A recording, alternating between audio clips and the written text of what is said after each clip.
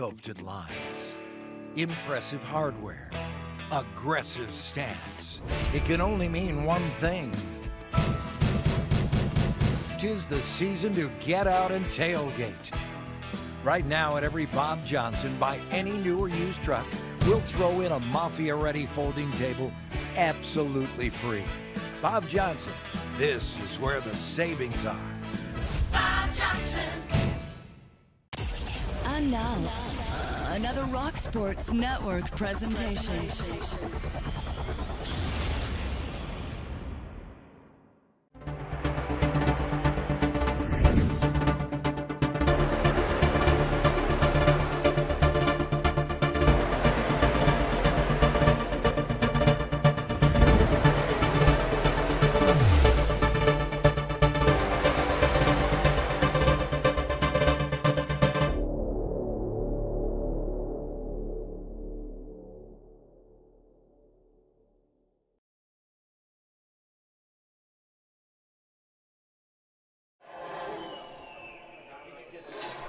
All right, ladies and gentlemen, welcome to the Rock Sports Network Golden Eagles Game of the Week here, brought to you by Bob Johnson Auto Group. I'm Ryan Lasel, joining me as always, my broadcast partner, Mario Granata.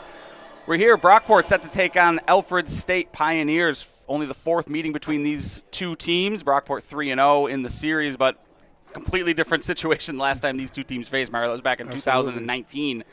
And it's been a while since these two teams have locked up, but both teams sitting at 3-2. Overall, 1-1 in conference play, and Mario, Brockport is in win or go home mode now for the rest of the season. Absolutely. Here. They're going to need a little bit of help in front of them as well. They're currently sitting tied for fourth in Empire 8. That comes with a loss to St. John Fisher during the Courage Bowl. So they are fans of Cortland, really, until they face each other in a few weeks here, and Brockport is going to need to beat Cortland to have a shot at Empire 8, and a third loss here will essentially end their hopes for any kind of postseason opportunity here. So a lot of stakes on the line here in Alfred State. No pushovers on the ground, definitely led by their running back Noah Courier, number 1 in Empire 8 in terms of rushing yards, and right behind him, Brockport's own Isaiah Simmons sitting at number 2 in Empire 8 for rushing. So, Mario, I mean, we talked about it during the pregame. This is a Spider-Man meme game, right? Like, these two teams run the ball really well. They stop the run. They score a lot of points. Alfred has scored 30 points or more 3 times this season.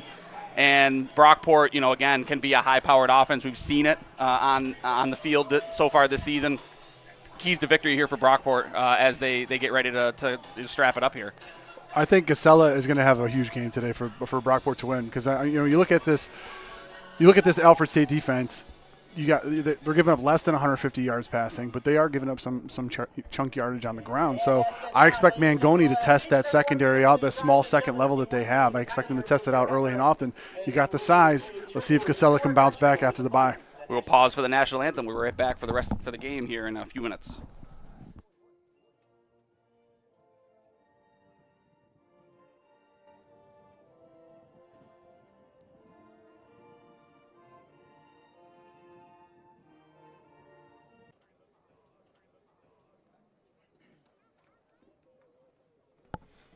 All right, we are back here as the captains are set to head out to the field here for Brockport from left to right. Captains number 14, Ben Gacella. Number 5, that's going to be Daniel Manna. Number 74, that's going to be Liam Malgieri. And number 44, that's Luca Friedman, are the captains for Brockport. I'm going to tell you, Ryan, this is one of those games where you get a bunch of answers. All right, Alfred State, as you mentioned at the onset, I mean, we got 2 top 15 rushers in the nation facing off today. But you know what? It's always a different vibe when you come into Bob Boozer Field. You got to face a Mike Fox defense. That'll let you know if your running game is really good.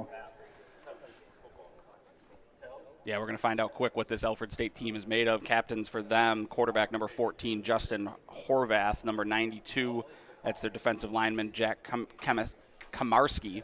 Number 4 as well there, a running back, Josh Graham. And number 21, going to be defensive back Chris Bergman. And Alfred State won and deferred, and they are going to kick left to right on the field here.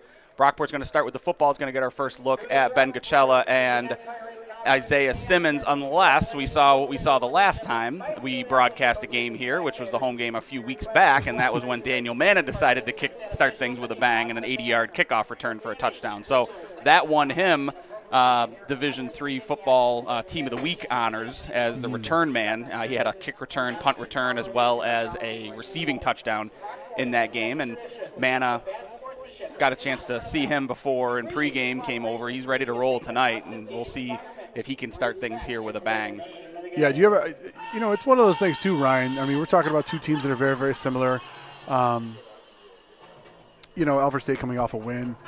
Brockport coming off a bye. Do you expect any rust out of Brockport coming off the bye? Or do you think they're going to be, come out of the gates, like a caged animal, like they've wanted to play somebody for 2 weeks now? What's going on? Yeah, I mean, I think especially when you go into the bye coming off of a loss, especially a loss like you had at Fisher, where you fumbled at the goal line, which would have put you up 2 scores, and then you fumble in overtime after going all the way down the field, getting into field goal range, hitting a 38-yard field goal to go to overtime, and then you fumble the ball, and that's all she wrote in overtime. I think losses like that heading into the bye sting. Had they gone in after a win, maybe you worry a little bit about that. Yeah. Manna and Simmons back to return the kick here, standing at their 5-yard line. Little short kick here that's going to get fielded by the up back, and that's number 9. He's ready for these because this is not the first time. It's like his 5th one of the year. Yeah, not the first time Xavier Smith has received kickoff. The opening game this year, actually, he had 4 returns in that game because they were trying to stay away from Simmons and Manna. No surprise that Alfred State does the same. So we'll get our first look here at this Brockport offense, and they're going to take over at their own 42-yard lines where this drive is going to start after a nice little return there by Xavier Smith. Yeah, you look across the second level of this Alfred State team, you have 170, 200, and 178, 2 freshmen and a sophomore. Very young team on that second level. So Isaiah Simmons looking forward to getting to the second level here today if he can. Coachella starts in the shotgun. He's going to hand it to Simmons right off the left side. He's got some room to run down the sideline across the 50. Does he stay in bounds? He does across. Oh, no, they say he steps out of bounds. Simmons just stepped out of bounds there as he tried to evade the last Alfred State defender, but that's a big run there for Simmons to open things up. He's all the way down to the 37-yard line of Alfred. Yeah, as we said, Alfred State giving up just over 21 points a game. And they're 3-2, so they don't. They know they're going to get scored on. 21-yard run there for Simmons to open things up. Gachella's going to throw. He's got Manna there in the flats. He's got a couple blockers in front of him. One man to miss. He cuts to the inside. Daniel Manna, 10-5, touchdown, Brockport. And that's how you get going after a bye week. Coming off a loss, Mario, you just get the ball in the hands of your playmakers. Isaiah Simmons for 21 yards, and then Daniel Manna finishes it off. Just a little screen to the outside. They showed man-to-man. And whenever you get man-to-man, and that leaves Daniel Manna hopefully with one man to beat, you like those odds if you Brockport. Oh, absolutely. So they avoided him on the kickoff, but couldn't avoid him on the swing pass. We still have 15 plays left in our script to run, by the way. That was only 2. Yeah, and good job blocking out there by his wide receivers. So on to kick here. That's Zach McGowan. Kick is up. Kick is good, and McGowan makes it 7-0 here. McGowan, the one that hit the long field goal against Fisher to put them into overtime there.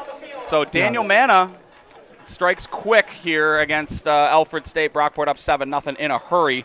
Yeah. And Mario, we talked about it. You talked about it a couple times pregame and just now. But what is this pass defense for Alfred? Right, we haven't really been sure what they've been because they've a lot of teams have been chasing points for them, which obviously makes it easier for a pass game if you just concede the run, and play a lot back. So is this pass defense as good as their statistics say they are right now? The answer is no. That's one of the things that I was talking to you about at pregame as well. I mean, do the statistics match the production? So you have a lot of smaller guys at some of those positions on the second and third level, and you have some guys that are inexperienced freshmen and sophomores. So were they giving up less than 150 yards passing a game because their defense is so good against the pass, or was everyone just running on them?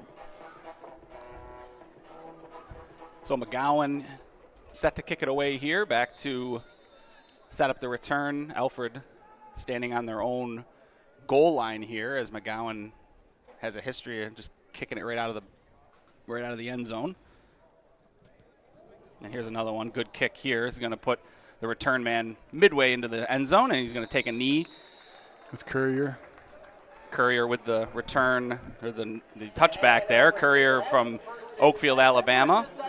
Well, Again, leading rusher in Empire 8, 648 yards rushing so far coming into today. Yeah, and that's one of those things you want to do with a very run-heavy team is if you get up on them early and you start to get at least a 2-score lead, you start taking that element off of the table for them. Yeah, and you and I talked about that down on the sideline before the game. It'll be interesting if how long does Alfred State stick with the run if they're not being successful and they start to fall behind, and can they get back into the game if they have to throw the ball?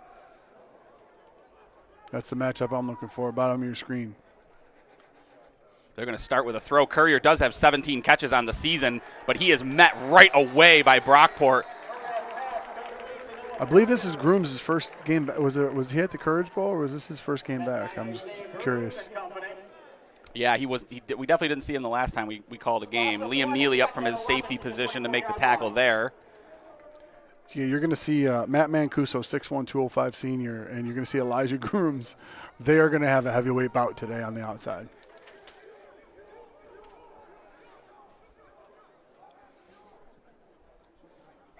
Looks like Shotgun formation, empty formation 5 wide. here. Looks like they want to run that slant. They're going to pass, and they throw it to the outside, and just a sliding attempt and incomplete. They tried to find Courier there. Courier seemed to be a Swiss Army knife. The other receiver to keep an eye on, Breton Blecka, number 8, 6'5", 205 freshman. So he's going to be a matchup problem. And right now, Kyle Sluka has drawn that matchup here. That's kind of in the lower half of the formation. Yeah, that's going to be a battle too. Yeah, and if I'm Horvath, here, 3rd and 11, you might try to throw a jump ball to your 6'5" receiver, but. Yeah, well, it looks like Brockport's in a little bit of a cover too, so he might try to help fit it in that the top. window. It'd be kind of tough.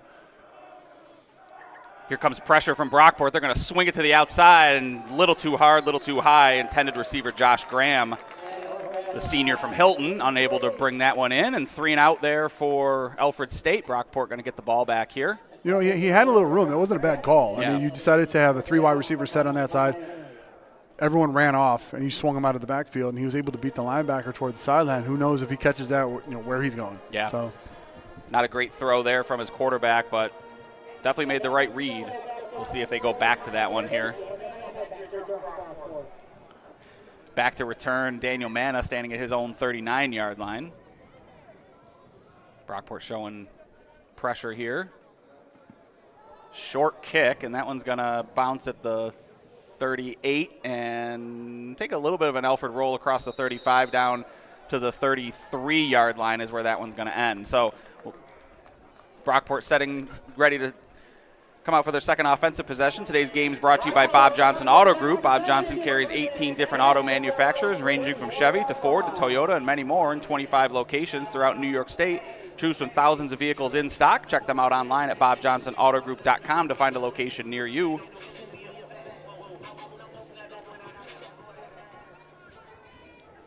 So this is our second look at this Brockport offense. Ben Gachella and Isaiah Simmons in the backfield, along with Tim Lewis playing that up H-back role.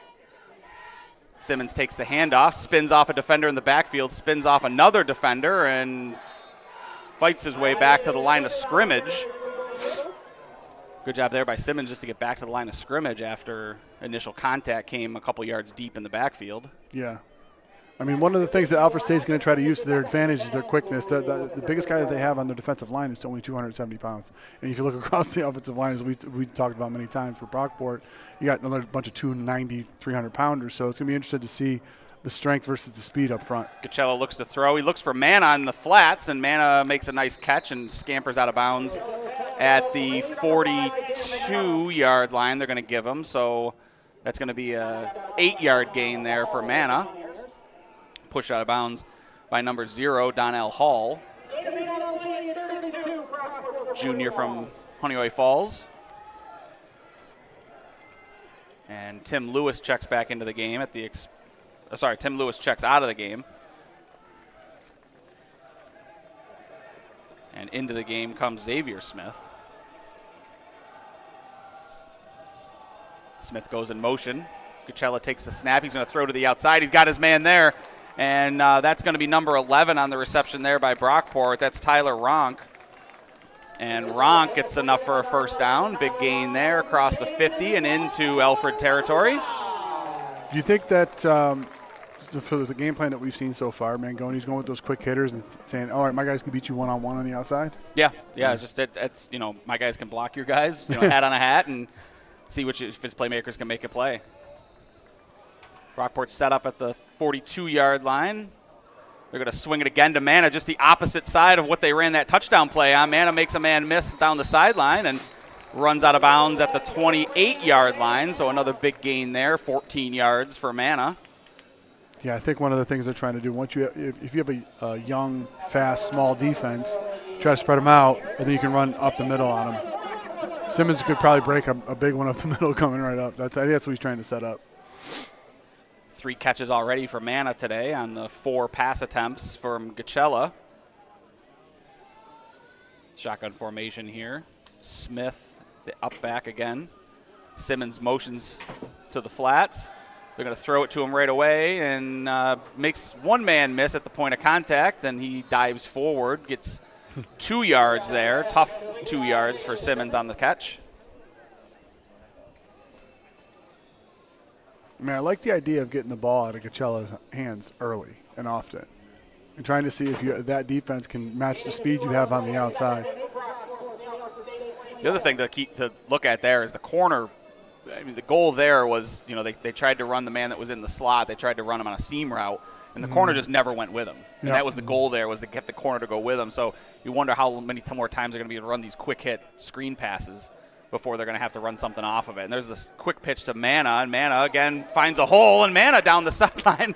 Mana just fighting forward and eventually spins out of bounds after a host of Pioneer tacklers miss him. He's down to the 10-yard line. Yeah, when Mana gets the ball in the open field, he just turns into a returner. You know what I mean? He has those returner instincts to get out of the way and cut back and do what you have to do to try to find more yardage. Heck of a run on that one. 22-yard gain there for Mana. Yeah, Williams at the bottom of your screen. Maybe they try to go for it. There's the handoff to Simmons. He's going to try to get to the edge. He turns the corner, and Isaiah Simmons in. From 10 yards out, Isaiah Simmons. Patient runner and finally cut to the edge, and he just beat Donnell Hall, who could not keep up with his speed. Got the angle. And it's 13-0 Brockport here early. As Alfred State trying to find its footing defensively. Yeah, it's one thing to see Simmons' speed on tape, but then to actually be down there on the field and feel it's ridiculous.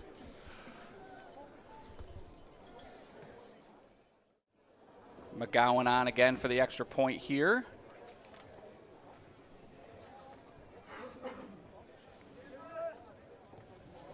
And it's good. So Brockport up 14-0 already early after 2 offensive possessions. Our first half sponsor today, Lattimore Physical Therapy and Sports Rehab.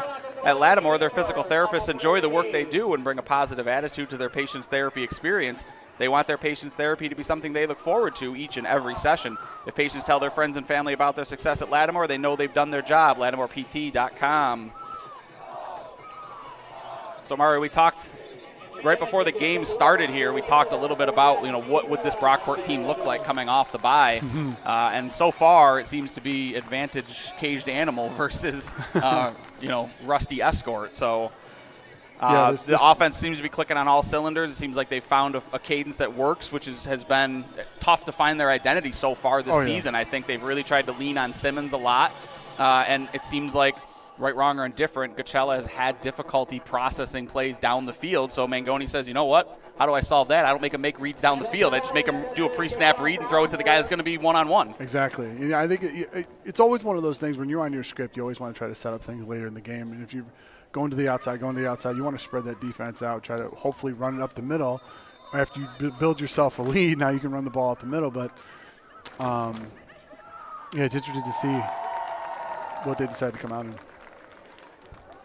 We'll see what Alfred State tries their second offensive possession. McGowan, again, is going to kick this one right out of the back of the end zone. So big kickoff from McGowan. We talked, how long have we talked, Mario, from a special teams perspective, what a luxury they've had at punter for so long, and now they've got a guy in McGowan who can just take away a return game for a absolutely. team which is such a big part of Division III football is the special teams units.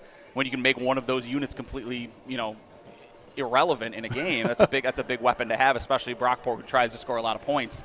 They're hoping to have a lot of kickoffs. Oh, yeah, absolutely, too. And being able to set up your defense knowing that they're only going to start at the 25 each time is a wonderful thing to have. Courier moves to the right of Horvath. They're going to hand it to him right up the middle, right into the teeth of that Brockport defense, which is a bold strategy, but does not work out this time around. And we have to remember, head coach for Alfred State, Scott Lynn, and this is his 6th season. He was there for the last matchup in 2019, which wasn't too favorable on Alfred State's. No gain on the play there for Courier. Horvath looks to throw. He's going to come back to his left after looking to his right, and that's caught. Elijah George is on the reception there, number 11. One of those quick hitters. Takes one step up the line, comes back, sneaks right behind the slot receiver that's blocking for you.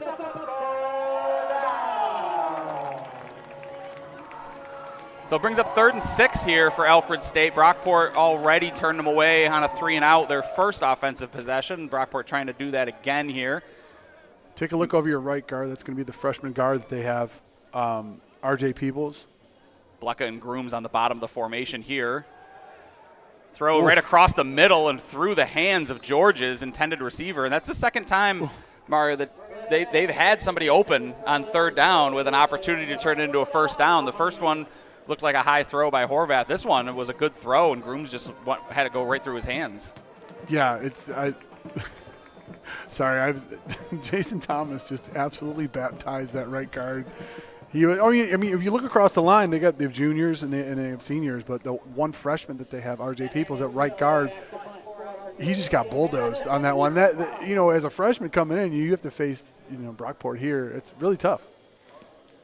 Another high, short punt here by Alfred State. Ball's going to bounce right at the Brockport 47-yard line. It's going to take a Alfred roll down to the 41.5 is where this one's eventually going to get downed by George's. So another short punt by Alfred State. Another good offensive start here from Brockport. They're going to take over. 8:26 here left in the first quarter still. Brockport already up 14-0. It was a Daniel Manna reception that got the scoring started, and then Isaiah Simmons took one from 10 yards out on the last possession for Brockport. It's 14-0. So now we're going to get our first look here for Brockport. That's number 9 that's checking into the game. No, sorry, that's going to be number 1, Zamir Jackson. We saw him in the Morrisville game, and he can spin it and he can run. So we'll see what they try to do dynamically with him. He is going to take it right.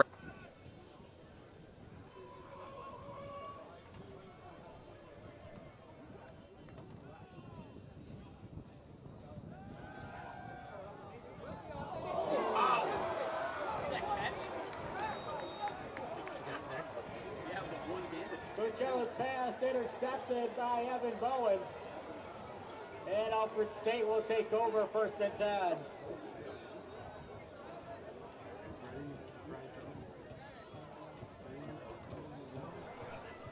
All right, we are back here. Sorry for the technical difficulties there, but Brockport drove down and into the red zone, and Ben Gacella attempted to find Brad Williams in the back of the end zone, and it was a one-handed interception by Evan Bowen for Alfred State. So interception ends what was setting up to be a successful drive by Brockport.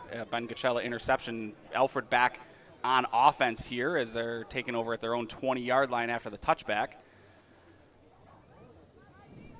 Horvath with Courier in the backfield. Courier gets the handoff up the middle, and he's going to fight forward. Nothing doing there. Sorry, that's actually number 4, Josh Graham, on the carry. Yeah, they're just splitting him out in the slot. I guess they're trying to gauge where Brockport's playing him, just in case something happens. So Courier's actually split wide here, and they hand it back to Graham. Yeah, Alfred State, this is customary of a team that's averaging just over 200 yards a game rushing. So it's completely consistent with some of the things that they want to do. But you're going to have to hit some of these passes that you've missed on the first 2 drives if you want to stay in this game. 3rd and 5 here, and Alfred State trying to capitalize on the interception in the end zone. That, again, I can't understate a nifty interception on that one. Here's the throw, and they find his receiver on the outside. That's number 8. That's Blecka. We talked about him, a little bit earlier in the game, 6'5", 205, so a tough matchup. Yeah, I can't imagine them not trying to exploit that matchup on the backside. Yeah, and they went right at Sluka on that one. And here's a handoff up the middle and nowhere to go there. That was, again, number 4, Josh Graham. So looks like they're trying to give different looks with Courier split wide, and they haven't really handed the ball to him much so far this game, even though, again, he came into today leading Empire 8. Now he's off the field entirely. Yeah, and that's one of those things that we talked about in the pregame. If you're 3 out of your 5 games, you score 40 points. We don't know when a lot of his carries were. Right. They could have been in the second half when just trying to preserve the win. And keep in mind, Graham was one of the captains this, so yes. Brockport showing a look and rolling to a different one right there, and broken up. Intended target there, number 88, Liam Rogers. That was a very, very interesting play design. You had a tight end on the right side of your formation. Just have him doing a drag. That's basically what he did. He just came right across the formation, and it was a nice little. It was almost like a delayed screen. Yeah. Is kind of what they showed. He blocked the edge and then just kind of eventually broke off. Yeah, and that's one of the things that I believe that Lynn is trying to do with his young quarterback is give him some levels concepts, so he only has to read one side of the field. Horvath in the shotgun formation. He's got Graham behind him. Now Graham's going to move to his left. Courier in the slot, goes right across the middle. Takes 2 men. Throws down the middle and incomplete. Intended there for Elijah Georges. And nothing doing there as Liam Neely in coverage. Courier actually drew 2 men in that, or 2 players in that little crossing route that he had. So no harm, no foul there for Brockport after the Coachella interception. Alfred State gets 1 first down, and that's the end of their drive, so they're going to punt it away here. Is this Mancuso punting? Isaiah Simmons back to return, and it's a little bit better of a punt this time off to the left-hand side, but it's going to take a Brockport bounce, and it's fielded at the 7-yard line is where they're going to mark it. So Brockport, 3:46 here left in the first quarter, and Brockport up 14-0, trying to get back on the scoreboard here. Our first half sponsor, Lattimore Physical Therapy and Sports Rehab. Lattimore Physical Therapy's network of clinics currently offer 30 locations throughout the area, including Spencerport, North Chilai, Greece, and right here in Brockport in the Wegmans Plaza. They provide access to more than 90 certified physical therapists who have experience treating most conditions and sports injuries, and in most cases are able to schedule their patient's first appointment within 1 week. They offer initial consultations within 24 hours for your convenience, LattimorePT.com. So Ben Coachella back out here to lead the offense. Manna goes in motion. They're going to hand it to Simmons. He's going to bounce left, then up the middle, and dives forward, and he's going to get across the 50-yard line. So that'll be a 5-yard gain there for Simmons. Brockport kind of back to its bread and butter here. Out comes number 9, Xavier Smith. In checks number 3. That's going to be Sal Weller. Looks like they're playing a cover 1, trying to load the box up. 4 wide here for Coachella. He's going to throw. He's got Weller up the seam, and Weller with the reception across the 20 into the red zone. Nobody took him. Sal Weller, nobody decided to pick up the man in the slot. He just ran a simple seam route. That was easy pitch and catch, and almost so easy of a pitch and catch that I think Coachella got a little worried about it and short-armed it. But those are tough. Yeah. You'd rather throw it into coverage. Panic mode, right? Because you don't want to miss him in those situations. You don't want to overthrow him. So, but Weller with a nice return there. Brockport going 5 wide and going hurry up here. Alfred showing pressure. Clock continues to run, 2:30 left here. 1st and 10 for Brockport inside the 15 yard line. Gachella's going to give it to Simmons, and Simmons right up the middle and finally dragged down. Good tackle there. That was number 43 on the tackle, Gage Cornell, from his defensive line position. Right. But not before a 7-yard gain by Simmons. Well, you got the ball at the 6-yard line. Your quarterback just came down previously and thrown an interception. Are you taking the ball out of his hands at all, or do you still want to just ride Simmons to the end zone? I think you try to ride Simmons if you can. Okay. I'm just wondering what that, if you're thinking about Gachella, like, okay, I'm going to run the ball all the time now down here. But yeah, if he's throwing it here, he's going to throw it to Mana. I think they're going to try and maybe get him in some space that again. Bubble? Yeah, a little bubble screen there. But they're going to run Simmons off the left hand, and Isaiah Simmons in. That's his second of the day from 6 yards out. Isaiah Simmons, and it's 20-0 Brockport here as Isaiah Simmons.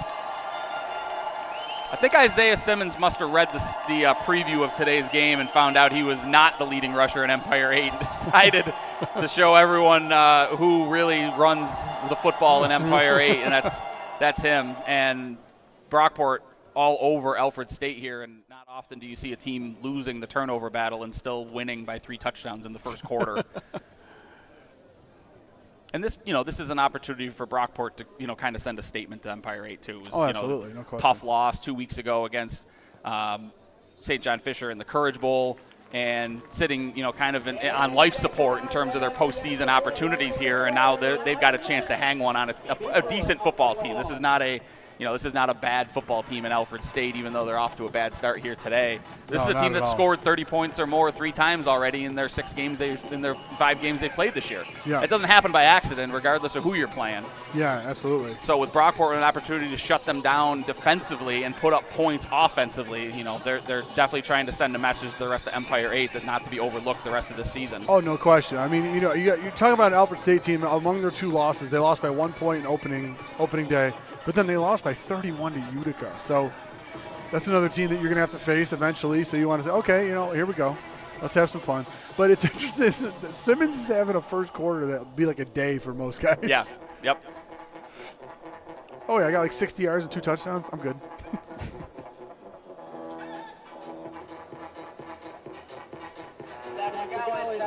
McGowan set to kick this one away again.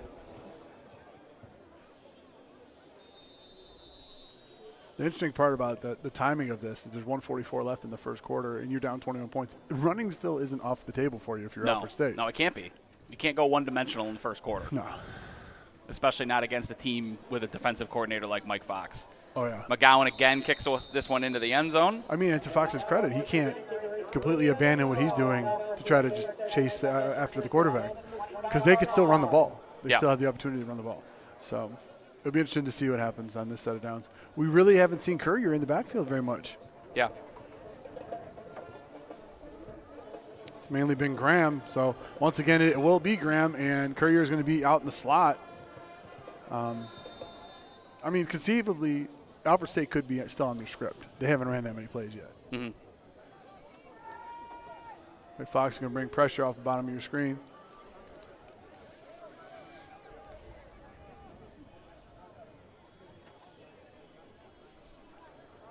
Shotgun formation here, 1:44 left. They're going to throw it, and that one's tipped and knocked down. Great job there by Brockport.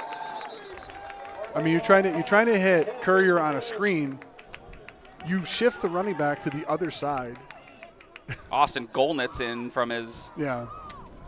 linebacker position. I mean, he shifted Graham to the opposite side of where Golnitz was coming.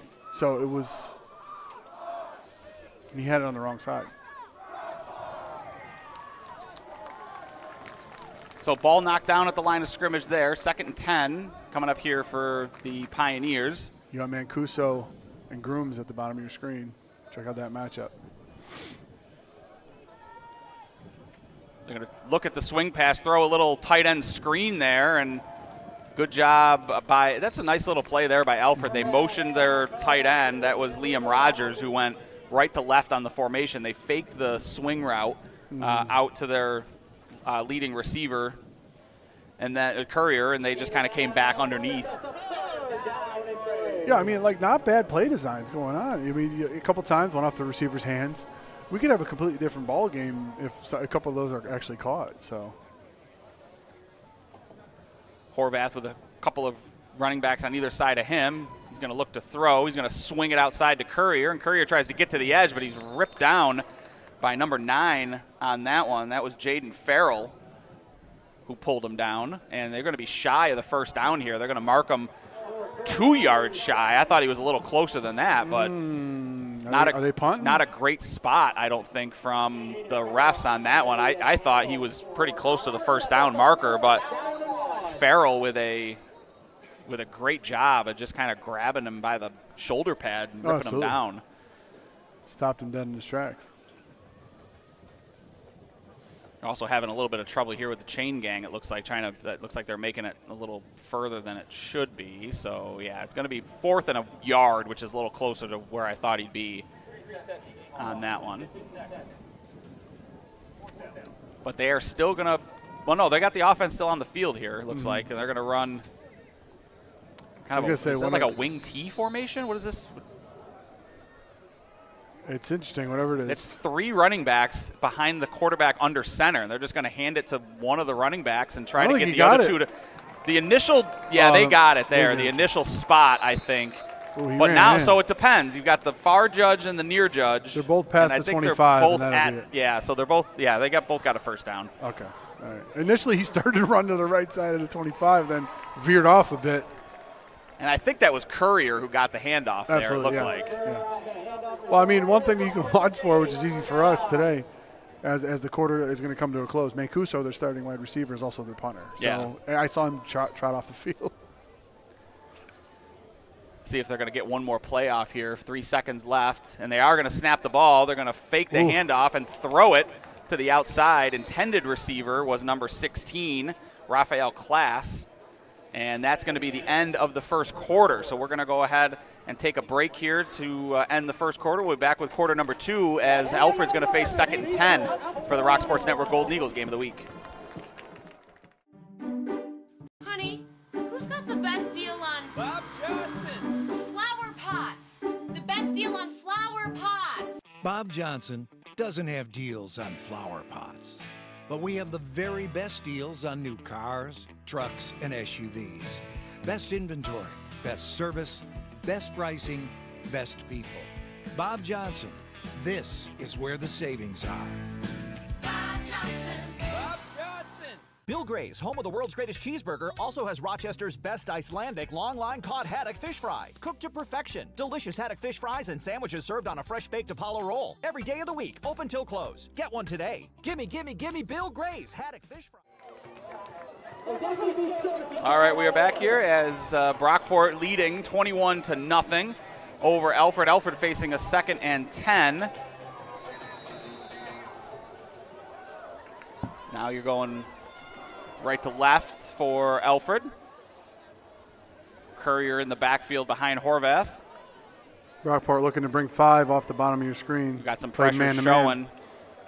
They bring it. They hand it to Courier over the right side of the formation, and he's going to pick up 8 on the play. Nice run there by Noah Courier. First really good run of the game here for Alfred State. I mean, it took him a quarter, but I mean it's one of those things that could get you good way going, to start off the second quarter is an 8-yard run for Alfred, but.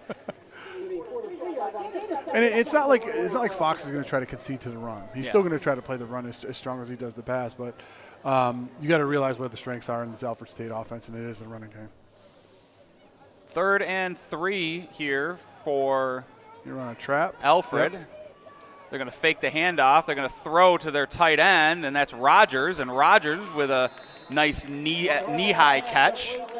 Finally ripped down. He did get across the 50-yard line as well, so that's going to be out to the Brockport 48-yard line. First time that Alfred State's been in Brockport territory today. I got to tell you, Ryan, really good play design by this offense. It's just some of the plays they're not hitting. That's the only unfortunate. There's the handoff and blown up right out of the gate there by Brockport. That was number 91 who kind of disrupted the timing a little bit on that, Jason Thomas. So Courier's helmet came off. Courier so lost his helmet. By rule, he has to leave the field for a play. Obviously, you got a senior, Josh Graham. So Josh Graham checks in. Who played a majority of the first quarter in the backfield. Yeah, Graham from Hilton, not far from here. So I'm sure he's got a good cheering contingent in the crowd for the Pioneers. Mancuso on grooms again, bottom of your screen. Horvath is going to move Graham to his right. They're going to give it to Graham right up the middle. Jason Thomas missed him in the backfield, and Graham What a fights solid through. run. Yeah, Graham fights through an arm tackle there, but finally dragged down. That was Sluka who finally dragged him down. You think he audible to that? It looked like he might have called something pre-snap. Yeah, it looked almost like he might have checked into something.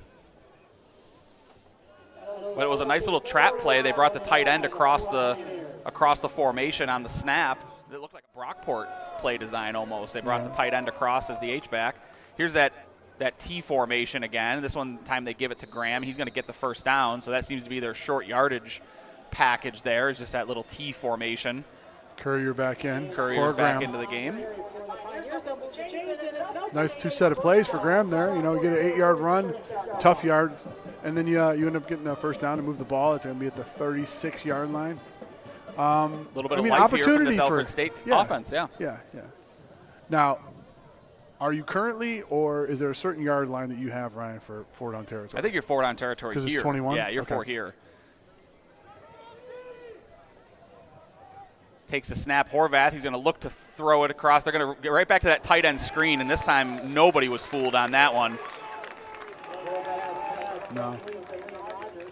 Trying to use Courier more as a decoy than actually giving one of your best players the ball. It seems kind of ill-informed for me. Golnitz on the tackle there and from his linebacker position. They go hurry up. They're going to hand it to Courier across the middle, and again, just stacked up. Okay, now the reason why I ask you that, Ryan, is that now we have a 3rd and 6, maybe 3rd and 7. Yeah. As an OC, I need to know. Do I got 2 plays now? Yep. You give me 2 plays? Yep, because if I got 2, if you've got 2, I only need half here, right? Yeah. You want to get maybe 4 or 5 yards. You don't really want to go back to that wing T, that you well is going to dry up soon, you know what I mean? There's only so many times you can run that before Coach Brockport. Fox figures that out, yeah. Interesting, no, you're going to go with a trips tight. 3 wide to the top of the formation here with Courier. Tight end on the bottom half of the formation. Got him. They're going to throw it across the middle, right into the hands of the Brockport defender. Interception by Brockport. Shamar Ware, who's been a pressure guy for most of the season, and instead of bringing pressure, he just kind of hangs out in the center of the defensive formation. He just sits in the zone. And that was a look what I found kind of play there by Ware. He just stepped in front of the receiver, and it hit him right in the chest. So nice job by Ware there, and now all of a sudden the turnover battle is even again. Both quarterbacks have thrown an interception. That's only Horvath's 4th pick of the season. So Brockport back in business. They're going to take over at their own 48-yard line. 11:04 left in this second quarter. Williams goes in motion. They're going to hand it to Simmons, who kind of bows out a little bit. Now he's out through a seam across the 40 down to the 35. He's knocked out of bounds right at the 30-yard line. A huge 22-yard run, but there is a flag down on the play, and they're going to get Brockport for holding here, and this one's coming all the way back after a huge run by Simmons. Yeah, freshman Ryan Hines, middle linebacker, was in the backfield laying down for a little bit. I don't know if that was be a cause of the hold or he just got, bombarded in there. But, I mean, you're getting a heck of a learning experience if you're Alfred State with a lot of these young players that you have. It was a great run by Simmons. Oh, absolutely. Oh, blindside block is what they got him on. They got Mana on that one, on the blindside block.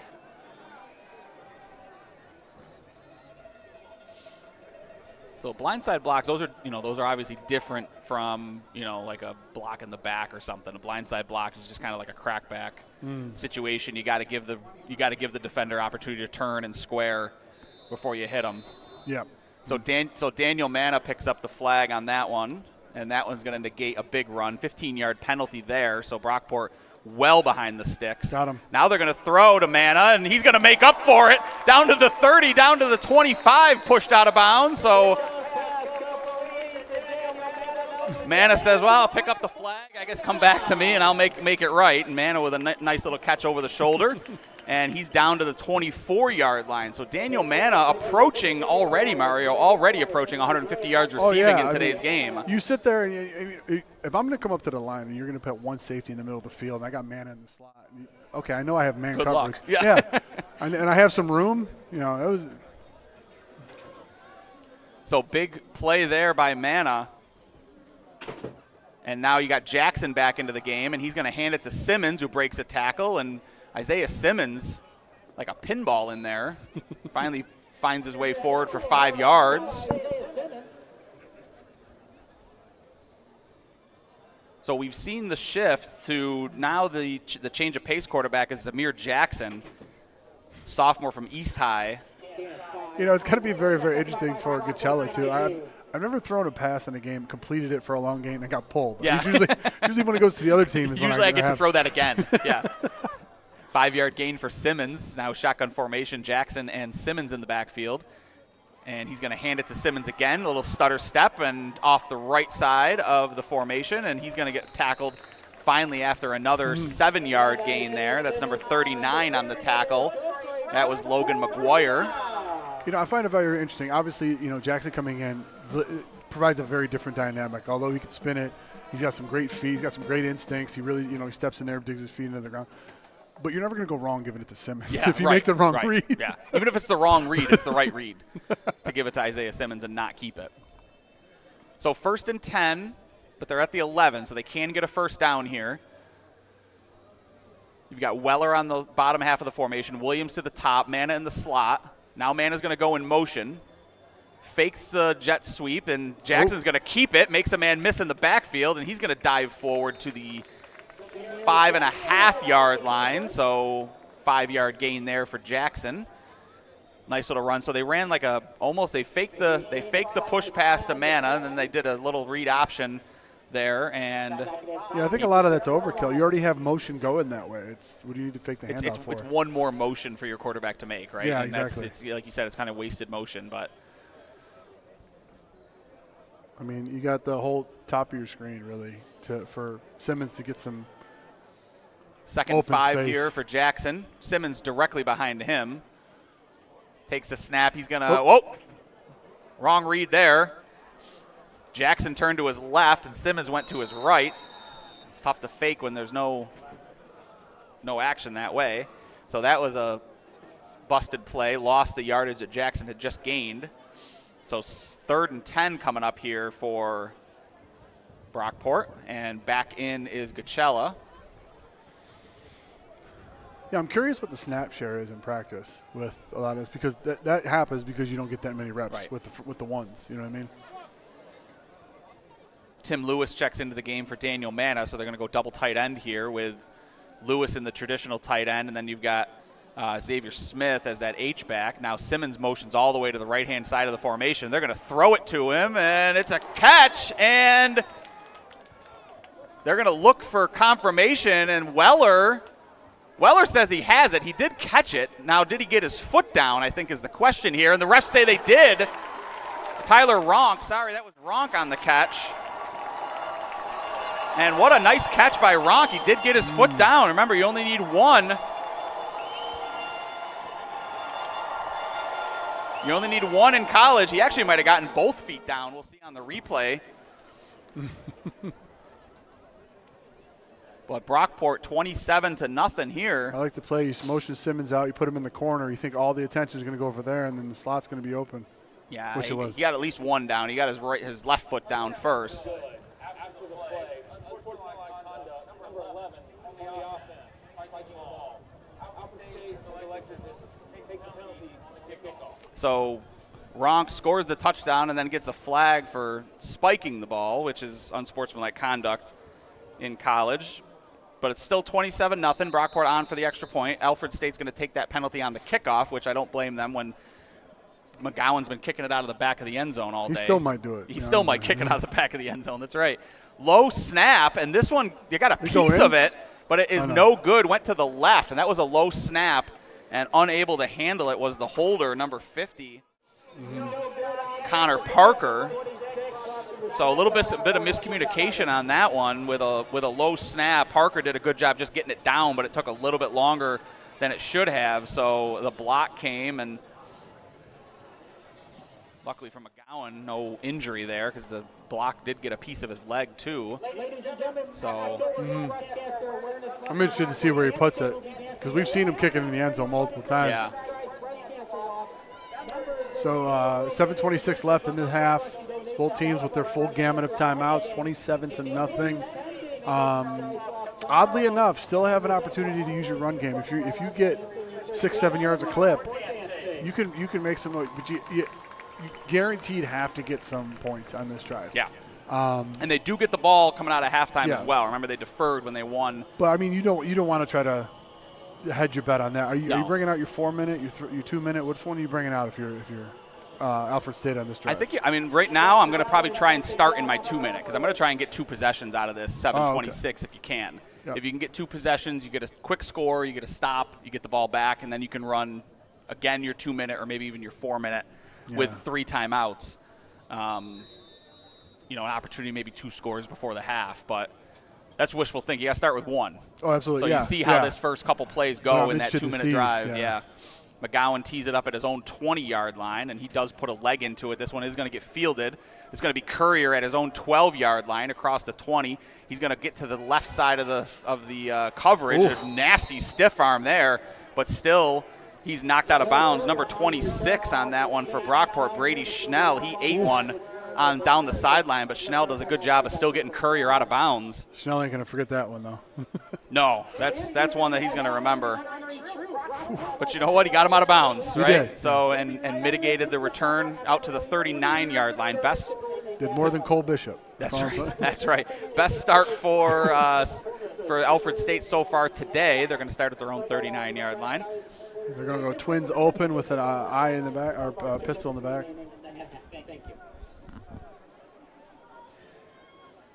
Horvath with Graham behind him. Now Graham's going to move to the right. Courier on the sidelines here. They're going to fake the handoff to Graham, got roll him. to the right. He's got a tight end, and he missed him, but he did have The slot? He did have the slot receiver. Elijah Georges was behind the defender. He was man-to-man with Neely, and Neely's a good defender, but you don't like a slot receiver against your safety in any situation. So that's a read that I think when they watch the film back, Horvath's going to want that one back. Yeah, the thing about Harvard, I mean, coming into the game, he's 5'9", and we've seen how he throws off the spot. It's tough. A lot of it's a trust factor too. I mean, you got to trust that you can make that throw as well. Yeah, because that's a drop in the bucket throw. 7:16 here left, 2nd and 10 for the Pioneers. So they're going to bring some pressure. They're going to try to Overload shift on the to that right. one. There's the one. There it is. And there's the handoff to Graham right up the middle, and Graham with a nice carry there. 8 yards. And you know what, Mario? That's impressive on a loaded box. Yeah. Like that, you know what I mean? I was just going to say, despite all the talk before the game and leading up to the game of, the leading rusher in Empire 8 and Courier, I think Graham's been the more effective back so far today. Oh, yeah. He's definitely had better carries and a little bit more hard-nosed running. Well, I think if you're coming into the game and you're Brockport and you had a bye week, you're preparing for Courier, not Graham. Yeah. So I think that's one of those things that they might just pay a little bit more attention to Courier when he's back there rather than Graham. But, yeah, he has been running very, very hard today. And Graham's a little more compact, 5'10", 210, so big back. Dragged down there by Jason Thomas. Great job there by Thomas to not let go of Graham once he had him by the waist. Did you just call Graham a big back? I'm done. All right, so will the wing T work from 2.5 yards out? Courier's back, Graham is out. We'll see your Graham's out. Yeah, just when you look at the body style, Noah Courier 6'1", 190 versus Graham, 5'10", 210. Just a different running style between the two. Yeah, Courier's very upright, very more predicated on speed. Graham's more of the pounder inside. 4th and 2 here. They're going to look to throw. Horvath pumps, looks for a man. Yeah. Ooh. And he does scramble out of bounds right at the sticks, but they're going to give it to him at the 50-yard line. So he needed 2. He got 3. Not really known for his legs. Was a heck of a 4th down play. And, boy, he had decided to run it, but as soon as he broke the pocket, you had Blecka, who was in the slot, who broke off his route and headed to the end zone, and he was open on that. But I think Horvath rightly had already decided to run. Yeah, and I believe they'll talk about that at halftime. That's Yeah, one of those it's a things scramble drill, right? Yeah. Yeah. 5:30 here left as the clock continues to run. Alfred State trying to get points on the board before half. Right at midfield. And they're going to fake the handoff to Graham. Horvath is going to drop into it. He's going to try to throw deep. He's got a man, but way past the intended receiver. That was Courier down there, Neely in coverage. And Neely did a pretty good job. You like that matchup a little better if you're Brockport, your safety against a running back out of the backfield. Well, he's not really a normal running back. That's that true. You've had. He's typically the ones that we see. But he had a very interesting, that was a very nice post corner route. If Horvath could have put a little bit more air underneath that might have been a little bit different story. But I wonder if they hand it to him after this. He just ran all the way down the field. 2nd and 10 coming up here for the Pioneers. 2 wide. I love the Sluka matchup on Blackout. On Black on the bottom of your They screen. do hand it to Courier, and he's met right at the line of scrimmage. No hope there. Jason Thomas again from his defense. Jason Thomas has been a game wrecker so far today. He's blown up a couple different plays in the backfield that potentially would have gone for some yardage if he hadn't. And that's some of the frustrating things. If you're a play caller for Alfred State, you have the play called that you want, and then you get the execution you want. You just get one guy. One guy just blows it up for you. 4:43 here. Clock continues to run, 3rd and 9. So now, again, if you're Alfred State, you maybe started fast. Now you're slowing down a little bit. You're trying to use the clock. Still trying to get points, but I don't know if he's going to test it to the backside. Oh, nice catch there by Courier. That was tipped, almost tipped at least, by that was number 0, it looked like, for Brockport. That was Darius Servey. Just missed that one. Those comebacks are good plays, but I mean, you could have found that out. Courier to the short side by himself. He hasn't lined up there yet. Yeah. So it's interesting to see. They're going to hand it to Graham, but there's a flag down on the play. I think they are going to get illegal motion here. Yeah, I mean, given what you've seen in the first half with 4 minutes left, Ryan, as we make it through this penalty, Bleka Mancuso would leave the field, and I would try to keep Graham and Courier on the field as well, because you have your 2 big wideouts, and then you have your 2 running backs, but you can do a lot with both of them. And it seems like Courier's a little bit more multifaceted. That Graham, it's kind of like the straight ahead run. You can do a lot more with Courier, but you can do even more with Courier if you've got Graham on the field at the same time. Go some 21 personnel. You also got Rogers. That's really good. Tight end out of the backfield or off the line. So 4:01, we got a conversation here about what the flag is. It was a 4-yard run by Graham. So it's either 2nd and 6 or 1st and 15. Oh. Okay. Which is what they were debating. 2nd and 4 or 1st and 5? Okay, that's interesting. I guess I didn't know you could take both, but I'm not a ref either. So 4 minutes left here. Brockport set up, backed up a little bit here after the illegal substitution play, and it is 1st and 2 for. Or actually, it'll be 2nd and 2. They haven't flipped the. I think they're figuring it out. Indicators. Now. Yeah, this is kind of a nightmare scenario, I think, for refs and not oft called like penalty, and it seems like they struggle to kind of figure out where the down and distance should be. It's like that old Abbott Costello bit. Can I get 2 10s for a 5? Thanks, appreciate it. Yeah, I mean it's interesting, right? Because typically you don't get like on a illegal substitution, you typically don't get the play and yardage, but. Unless it was, it's not a dead ball. It's not a dead ball foul, right? So it's usually one or the other. It's not an unsportsmanlike or anything like that where it's tacked on to the end. But 3:44 left. Refs will work through. We'll give our game sponsor a shout out while we're doing this. Bob Johnson. Today's game brought to you by Bob Johnson Auto Group. Bob Johnson carries 18 different auto manufacturers, ranging from Chevy to Ford to Toyota and many more in 25 locations throughout New York State. Choose from thousands of vehicles in stock. Check them out online at bobjohnsonautogroup.com to find a location near you. And before we run out of time, we'll get the call from the refs here. See, what had happened was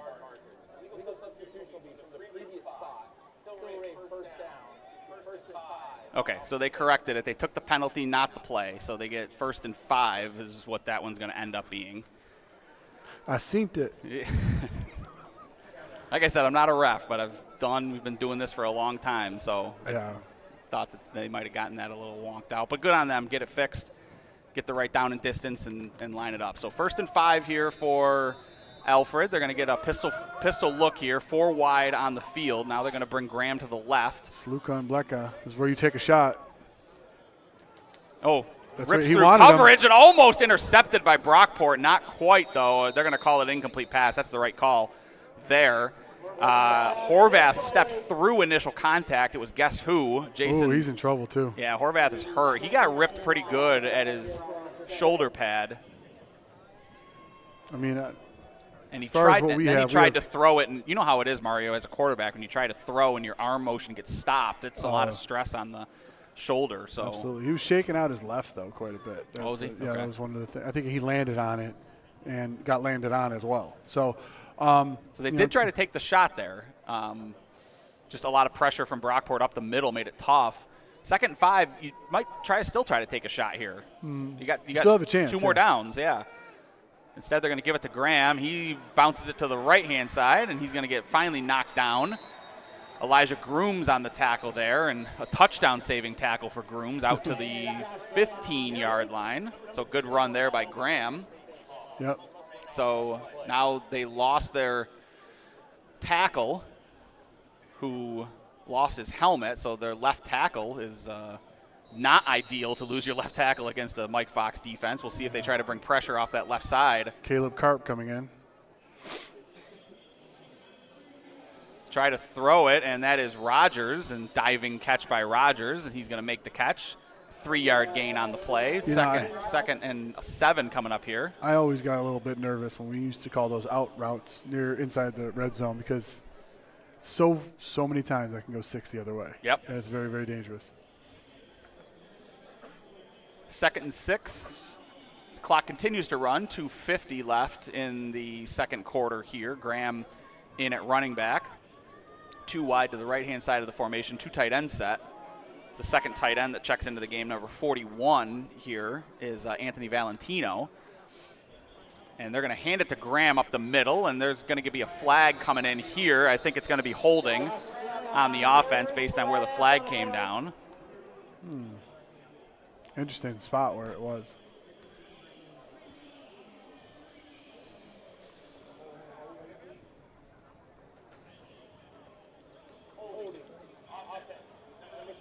So number 63 picks up the flag there. That's going to be Jose Luis Regalado, senior.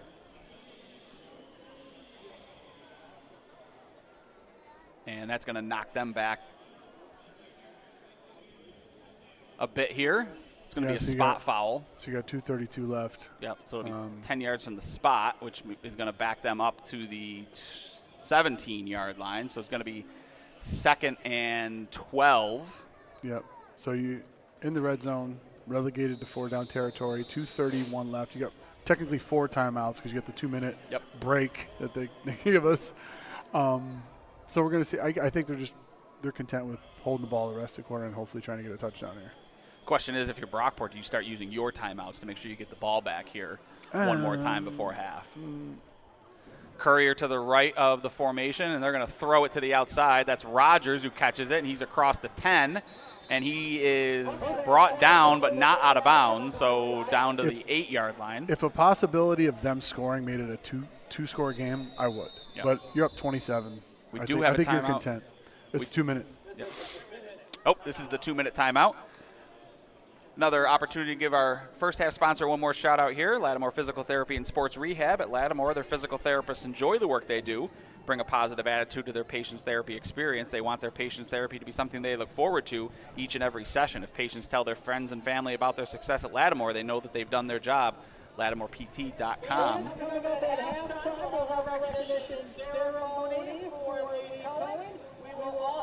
So 2 minutes left. Brockport leading 27-0.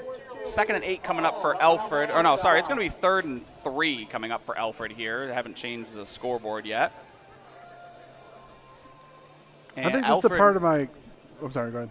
Oh, Alfred just trying to get on the board here before halftime. They do receive the second half kickoff. So you have a 3rd and 3. You go strictly meat and potatoes to try to get the first down and maybe try to pull out maybe a razzle-dazzle play they're not ready for, or do you use it right now? Oh, I think Or you're would try. you use it? Or would you use it? You might keep that in your pocket. I think you're far enough here. Maybe if you get into a first down, second down, throwaway play situation, then maybe you dial something up. But Gotcha. You see the wing T here? Looks like they're in a tight formation. We'll see. Play action to Courier. Nope. You can probably just go with what works, you know what I'm saying? there's the handoff, and it Looks like he's got it. is right at the stick. So Ooh, he looks like he's about a foot short. Oh, look, they go. They're going right to it. right at it. So there's the no thought whatsoever. There's the tee. They're going to hand it to Courier right up the middle, and Courier's going to get enough for the first down. He's going to get a yard. He needed a timeout here for Alfred, and Courier lost his helmet again, so now he's going to come off for a play. Does that cost a timeout? It's not an injury. It's not an injury, no, and it's not I don't think you can get him back on the field with a timeout. I think it's a straight play off. So I could be wrong. But I don't think you can buy your way back on the field with a timeout in that situation. It'd be worth it, I'm just saying. Sure, for Courier, absolutely. Yeah, Interested why the clock hasn't started to run yet. Yeah, I think they had to wait until. I run Graham 3 times up the middle. Yep, and there's one. And nowhere to go there. That's number 7 that came up from his linebacker position, Nazir Wilson, who introduced himself today. It seemed like it took a while for that clock to get started again because they had the ball spotted. I think they had to wait for him to get off the field, and the refs wouldn't start the clock yet. Still no Courier. Blecka comes off. They bring on another receiver here. Number 16 checks into the game. That's Raphael Klass. We've seen him targeted once today.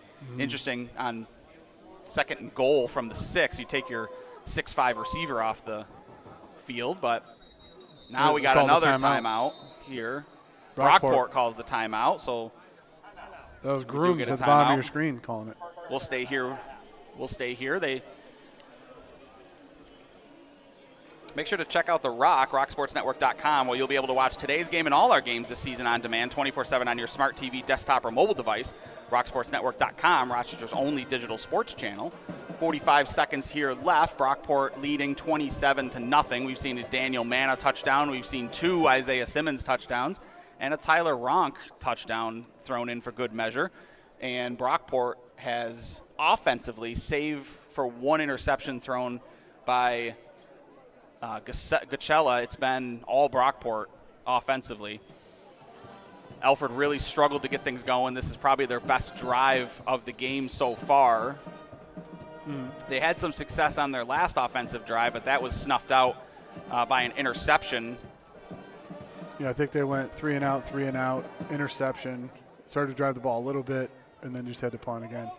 And this is, I believe this is their 4th or 5th possession of this half. It was Chamar Ware had the interception.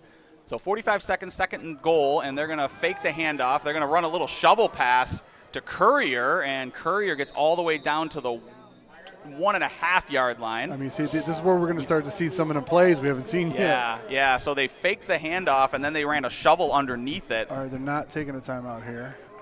It's very interesting. Brockport with some confusion. 25. I think Brockport's going to need a timeout here. They got too many guys on the field. They had 13 guys on the field, which is not just too many. That's way too many on the field. So 20 seconds left. They're going to burn a timeout here. No problem, but just poor communication there defensively. Well, you know how it is, right? You send guys in and you tell them who they're bringing off, and there's just a lot of confusion as there's as it looks like Alfred's going hurry up. Yeah, and they really were. They still have 3 timeouts. You started that play with 45 seconds. That's situational awareness, though, right? Yeah. Because even if they're looking to show hurry up, they subbed, right? Yeah. So which means the refs are going to let you sub too, so they can't go too fast. in that situation. 22 seconds put back on the clock. I think you're on a third down right now. You're on the 1 yard line. You have to guaranteed call one after this. You're not going 2 plays in a row to try to catch Brockport off guard, are you? Unless you're going to run the same play twice. They do have 1 yard to go, and they do run that T formation in the back. But it's very interesting to see. They're not. They're going to run a twins tight.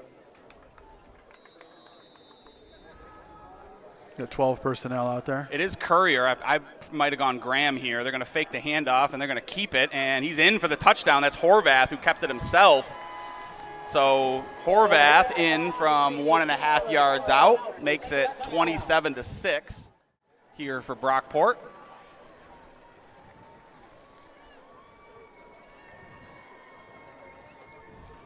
So they're going to bring on the extra point unit here. It's going to be number 7. Jacob Robinson, who's going to be the holder. Not too many left-footed kickers in Division III. No, we talked about that pregame when we saw him doing some warm-up kicks. Number 37 is the kicker, Logan Stressinger, and he is a lefty. Kick is up, and kick is good.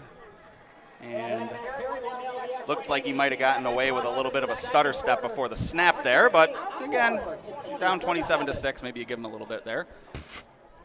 So 27-7 there is Brockport leading. They are going to get a kickoff here. And you got to assume they're going to avoid Manna and Simmons. So that's what I was saying. You're going to, might be another opportunity for Xavier Smith, and if he can field it quick and get down, you're going to have, you got a timeout. I think he fair catches it. No. Yeah, could. That'd be probably one of those things where you got 18 seconds left, 1 timeout.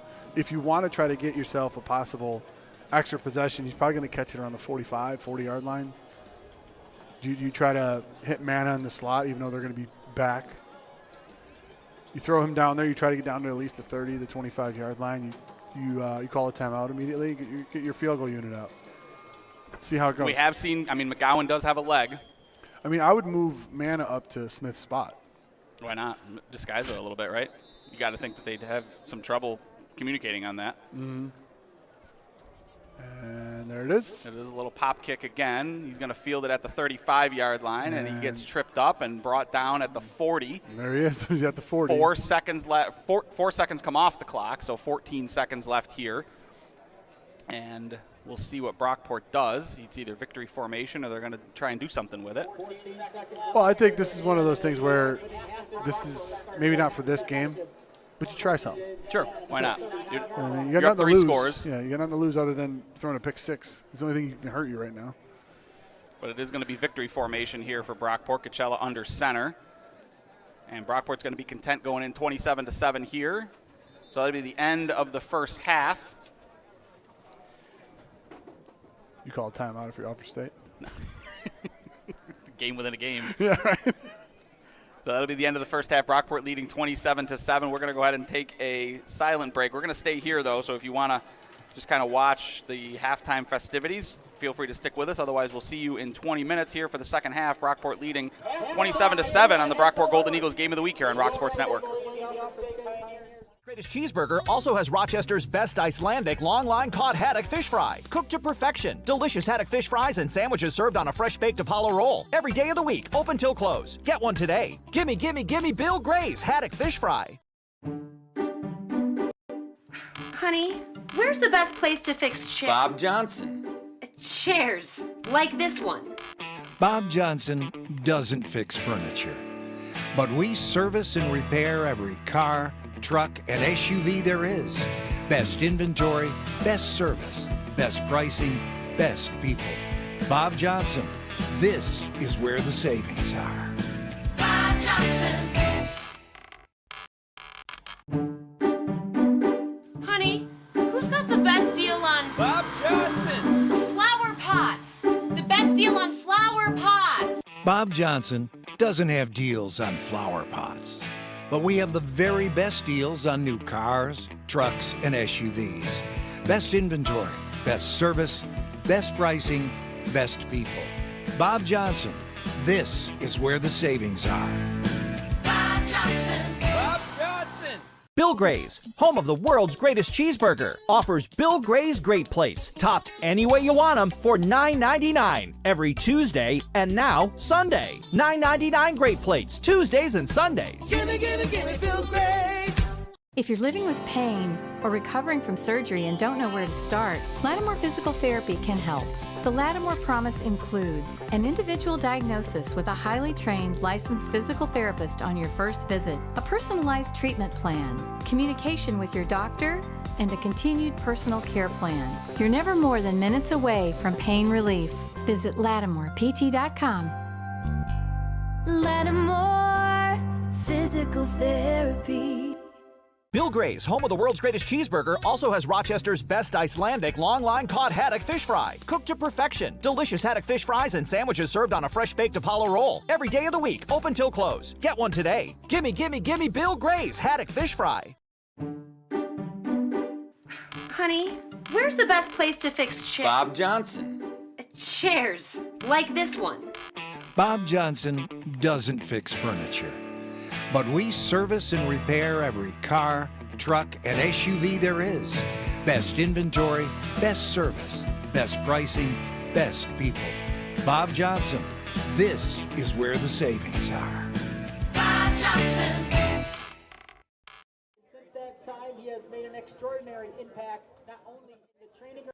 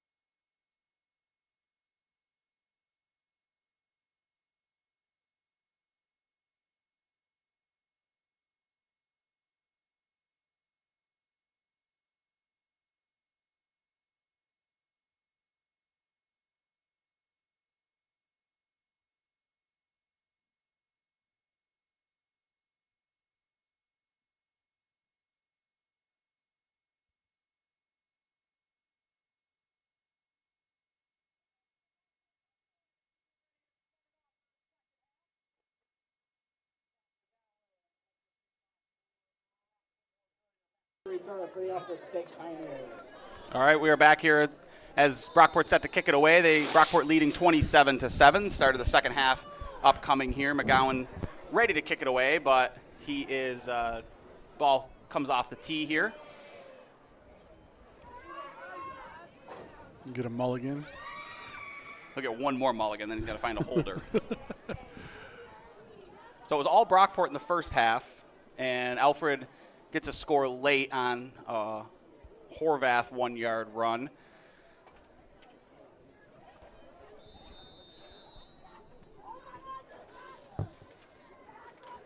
Daniel Manna already up over 100 yards receiving, 148 yards on 5 catches. He's got that touchdown. McGowan puts a leg into this one. Courier's going to field it at the back of the end zone and just right out of the back of the end zone on that one. Gachella finishes the games. 8 of 9. 8 of 9. None of his passes have hit the ground yet. He's got that one interception as well.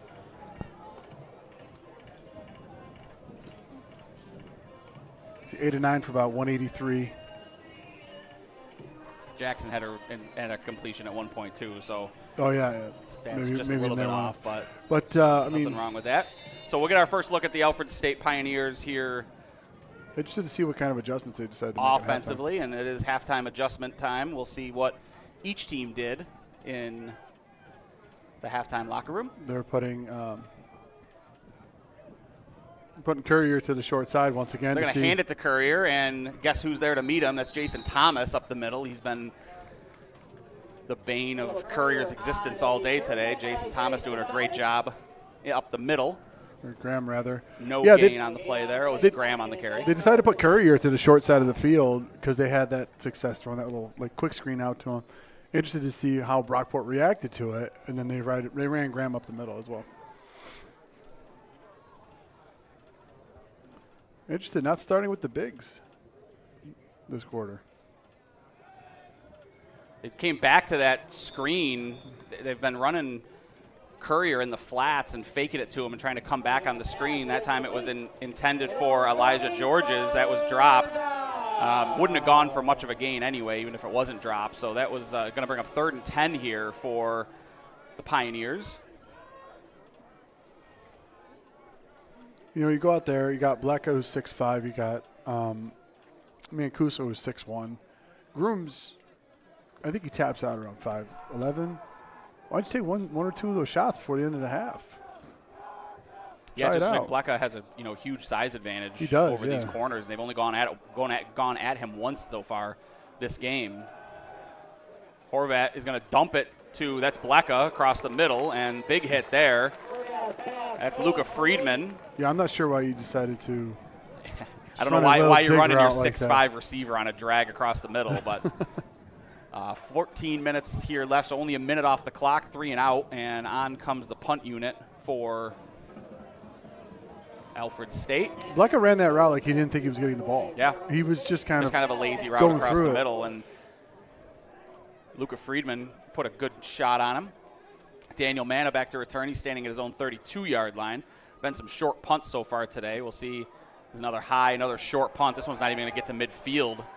It's going to hit right at the 49, take a Alfred bounce, and kind of die at the 47-yard line. So that's where Brockport's going to take over for their first offensive possession here of the second half at their own 47-yard line. Yeah, and that's one of the things that you're talking about, Ryan. Aside from the interception, we talk about the drive starts. You talk about the special teams. You know, Brockport being able to force Alfred State to start at their 25 versus, I mean, how many times is this time now that Brockport started past the 40?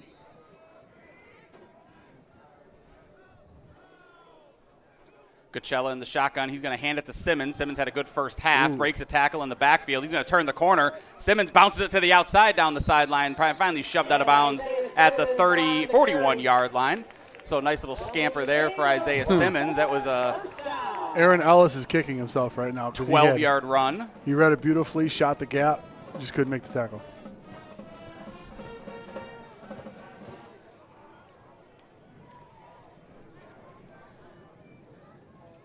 Manna now moving to the slot here, 4 wide for Brockport with Simmons to the right of Gachella.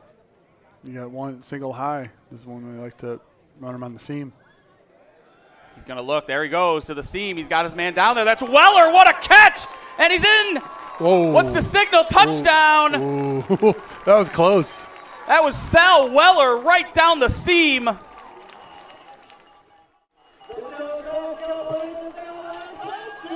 And they call it touchdown Brockport. You see Weller right in the slot.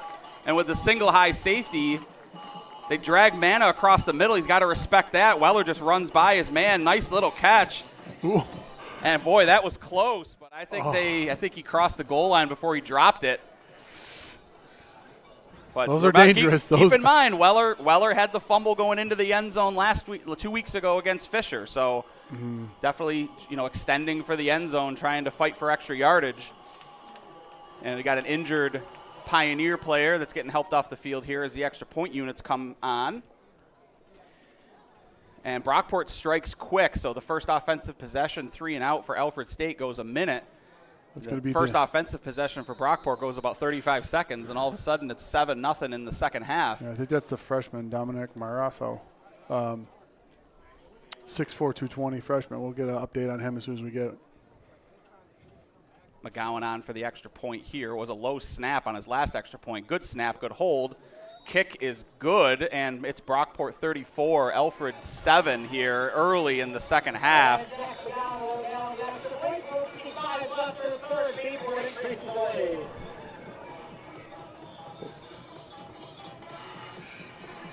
Well, less than ideal if you're Alfred State. You come out,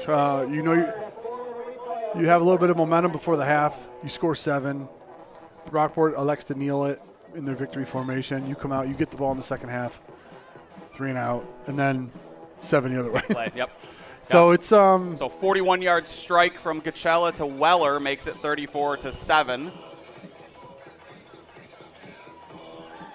And McGowan's going to kick it away here. Alfred's going to get an opportunity to try to strike back here.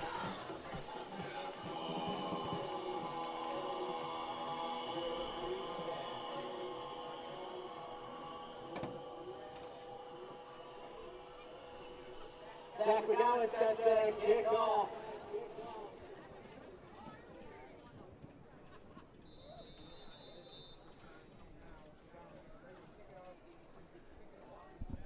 So we talked about this as a statement game for Brockport, Mario. They are definitely putting some things on film they have not yet this season with these long passes and deep slot shots that they haven't yet taken up the seam. And it's something that teams are going to have to start to plan for now. Absolutely. Because it seems like this is a game, we obviously didn't see the Courage Bowl other than, the Fisher stream, but it seems as though Gachella's doing a much better job with his timing. He's doing a much better job putting the ball where it needs to be. We haven't seen a lot of underthrows yet from him, low throws. It just seems like he's kind of in a rhythm this game. And you wonder if that was a focus for Mangoni coming in. Well, yeah, Gachella's not like any other quarterback that you would see that doesn't want to deal with pressure. I mean, when you get pressured and you get guys blitzing you, what do you got to do? You got to play man behind it. He's showing teams early, if you play man on me, I'm going to make you pay for it. So what do they have to do? A lot of teams are going to come in at him initially and play zone. Oh, over the middle that time and knocked down. Great job by Neely on that one. Rogers was the intended receiver. They tried to run their own seam route, and Neely in coverage just batted that one away.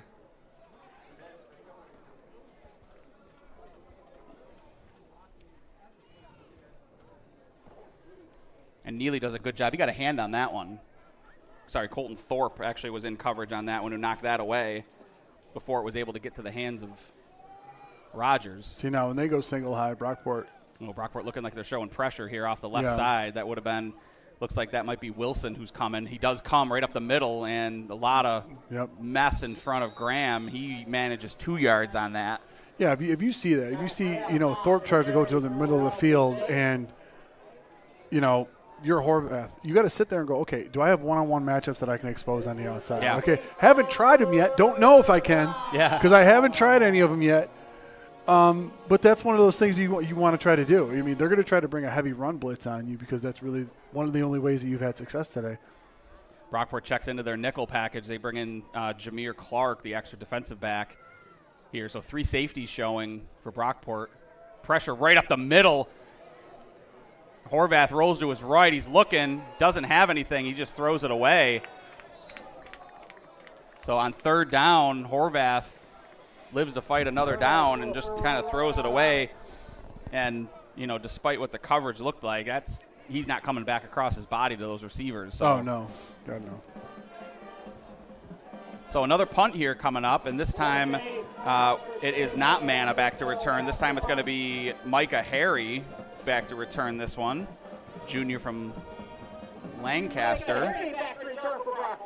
So we'll see if they give Harry an opportunity to field a punt here. Have we reached the witching hour? Manna has not yet returned a punt today. Now finally a driving kick. This one's going to bounce over the head of Harry, and a good Alfred bounce here out to about the 15-yard line. So nice punt there. That's going to go down. It's going to go down as a 48-yard punt. So nice punt there. Yeah, Mancuso finally got a hold of one. Yeah.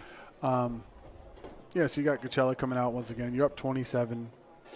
Are you still trying to send a message? Is this one of those times? I think so. Yeah, I think you still run. You wait till the end of the fourth. It's still one of those. We're going to run our offense, and if you can stop it, stop it. If not, yeah. So it is Coachella. It is Simmons. It's your regular offense out here. It looks like. Yeah, it's going to be interesting because if you sit here and you go, okay, you just kind of initially see the score if you're in Empire 8 and you're looking around. You say, okay, they won by such and such. Were there a lot of turnovers by Alfred State? No, only one, and they traded. Yeah. Oh, wait, what? 11:53 left. Coachella fakes it to Simmons, rolls to his left. He's going to throw it out there to Manna. Manna makes a man miss, makes another man miss, takes a shot on that one. That was number 50 on the tackle for Alfred State. So that was Ryan Hines, freshman from Shelton, Connecticut. Here comes Jackson. So Jackson checks into the game here. Heck of a throw by Coachella, too. Rolling to his left after the fake. Put it on a rope. Second and one here. Zamir Jackson checks in. Simmons in the backfield with him. 3 wide around it. Tim Lewis in at tight end. We'll see what Alfred they do State with Jackson. In cover 2. They're going to hand it to Simmons. Simmons makes a man miss in the backfield and fights forward. He's going to get the first down.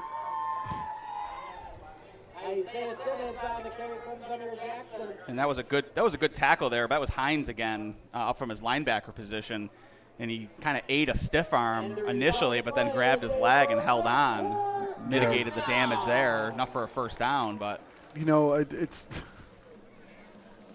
Jackson stays in the game. Switch to 4 wide here.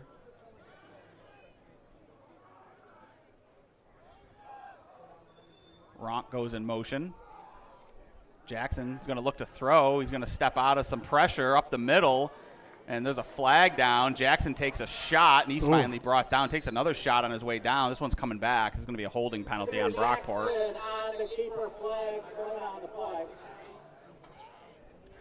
And you talk about the quarterback changes. A little bit earlier there was a miscommunication between Jackson and Simmons.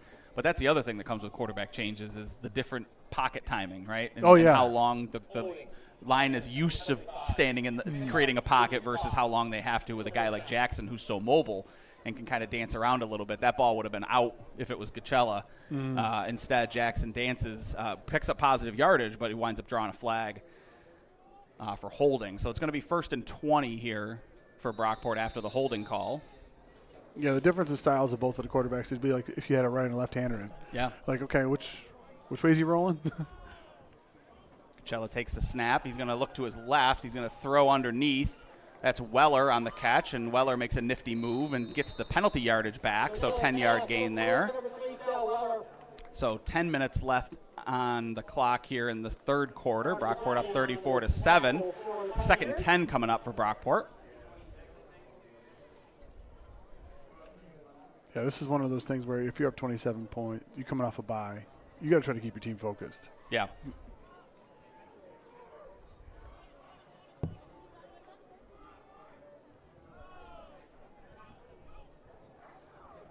They're going to throw to the outside to Manna. It's that little screen pass, and he's wrapped up and brought down. He's going to be marked down at the 30-yard line, so 4-yard gain there.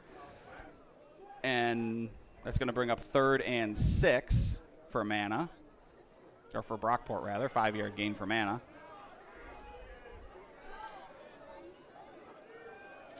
And that was the same play they scored the touchdown on earlier, Mario. This time, Mana just didn't make that first man miss. Yeah. And he ran it in. He ran it inside.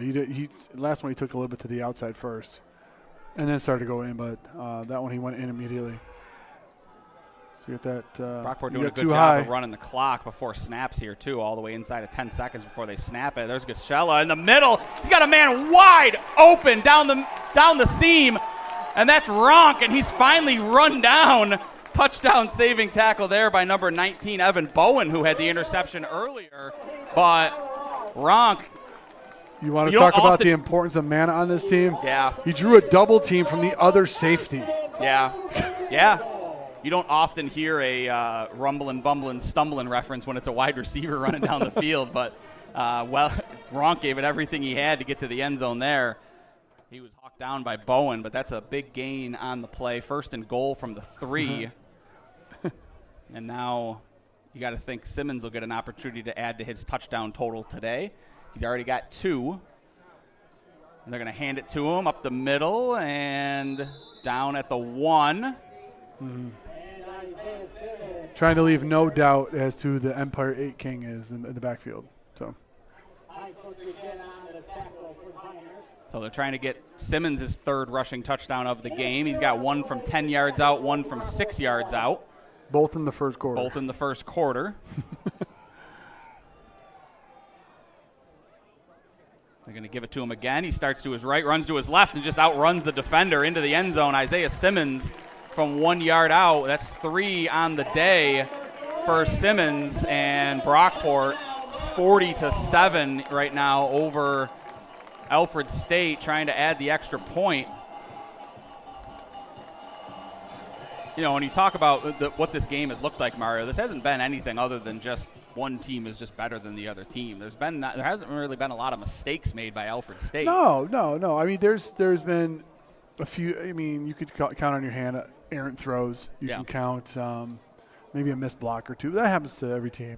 It's not overly. They haven't been shooting themselves in the foot. Is the reason that it's 40-7. You've only got 1 interception. Yeah. You know, it was a bad read. But you had a couple miscommunications, a couple, like you said, errant throws. You put together one really nice drive that got you 7. Tackles, yeah. Yeah, you should be. I mean, you'd probably be good. Now that long play to Ronk, a blown assignment. Safety came down to get Mana. The other seam route opened up.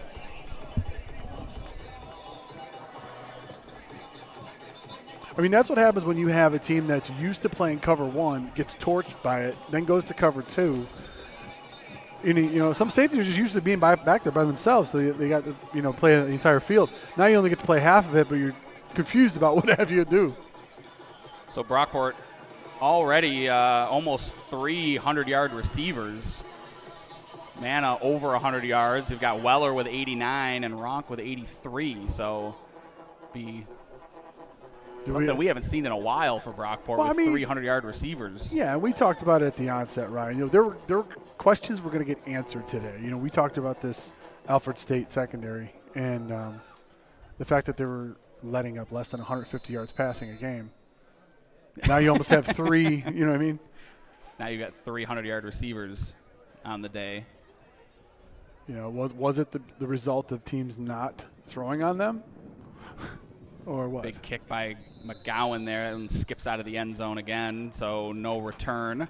We've only seen 1 return so far from Alfred State, and that was after they accepted a penalty that made McGowan kick it from the 20. Mm-hmm. He still almost put that one in the end zone, he too. Did. Coming up 7:32 here left in the third quarter. Our second half sponsor for today is Bill Gray's Restaurant and Tap Room. Bill Gray's Restaurants. Enjoy a Bill Gray's great plate every Tuesday and Sunday at Bill Gray's. Get 2 Bill Gray's cheeseburgers on top of home fries and mac salad, loaded with your choice of toppings, including Bill Gray's famous meat hot sauce for only $9.99. Gimme Bill Gray's. One of these days I'm going to get you to read it. Courier going to take the swing pass here, and he's out across the 30. Big gain here by Courier. See if he can outrun a man, and just shoved out of bounds. Number 33 from Brockport finally shoves him out of bounds. That's going to be Liam Neely.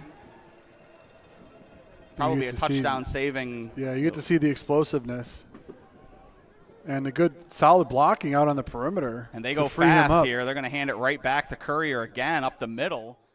And Courier gets a yard on that one. So they And went fast after that big gain. To the Alfred State faithful that are like, why didn't they do that in the first half? You play a little bit different defense when you're up 34.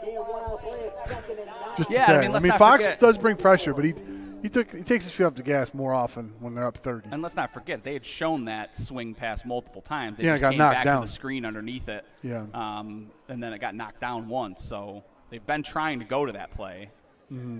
6:40 left, second and 9 here for Alfred as they're out into Brockport territory. They're going to hand it to Courier again off the left side, and he's grabbed by the shoulders and ripped down. That looked like that was Luca not a Friedman shoulder. in that one. You see that head turn like that. It's Gain of 2, it's 3rd and 7. So 3rd and 7 coming up here for Alfred State. Oh, it was actually Jason Thomas that grabbed him and ripped him down. looks like they're going to go Are you 4 down territory here, Mario? Twins open tight. Absolutely. I mean, what do you got to lose at this point? Yep. Takes the snap. He's going to hand it up the middle to Courier, and Courier's met by a host of Golden Eagle defenders. Looks like you got 2, maybe 2.5. He got a few. He's going to bring up 3rd and 3, I think. 3rd and 2.5, or 4th and 2.5 rather. So on comes 3rd the and 7, hammer. you get 5, right? And now you set up 4th and 2. Graham back into the game, which will send Courier to the Slot. side. Yep. So 4 wide set here. Graham in the pistol behind Horvath. Courier moves right to left. You're going to go trips, which means you want to run away from that strength side. Looks like he might draw Nazir Wilson in coverage. We'll see. They're going to run a swing pass, and Grooms does a great job. Wow, another one there. Grooms did one great job of just coming up from his corner position and not letting him throw to Courier. So he came back to his second read, which is the drag. And that was George's, and it went right through his hands. And that's the second ball that George's has went through his hands, where he probably has a first down in this game. And he that might was still open. be running. Yeah, you literally. But that's. I mean, those are the kind of mistakes we were talking about all day. They're not in the moment. You don't say, okay, it's not a pick, it's not this, not this. But you're driving the ball down there. You're starting to gain some momentum, and all of a sudden, a first down catch that would have extended your drive, maybe even scored. Now you're giving the ball back to Brockport. Yep, and it is Gacella still with Simmons to his left. They're going to give it to Simmons. He dances, wrapped up and brought down. That's number 45 on the tackle there for Ellis. That's Aaron Ellis, sophomore from Brooklyn, up from his linebacker position. It's funny you say that, Ryan, because you talk about Aaron Ellis and Marcus Roney, 5'9", 170, 5'10", 178. To me, it seems more like they're playing a dime than anything. 4:30 here left in the third quarter, 41-7. Brockport leading here. They're going to send Williams in motion. Gacella looks to throw across the middle. He's got Manna, and Manna with a nice climb the ladder catch in traffic. And heck of awareness by Manna. You know what I mean? Usually some guys, they get excited, they catch the ball in the seam, they want to catch it, start running. He realized that safety was behind him. Yep. And he's like, let me get down so I don't turn the ball over and or take a huge shot. Yep, 19 yards on that one from Gacella to Manna.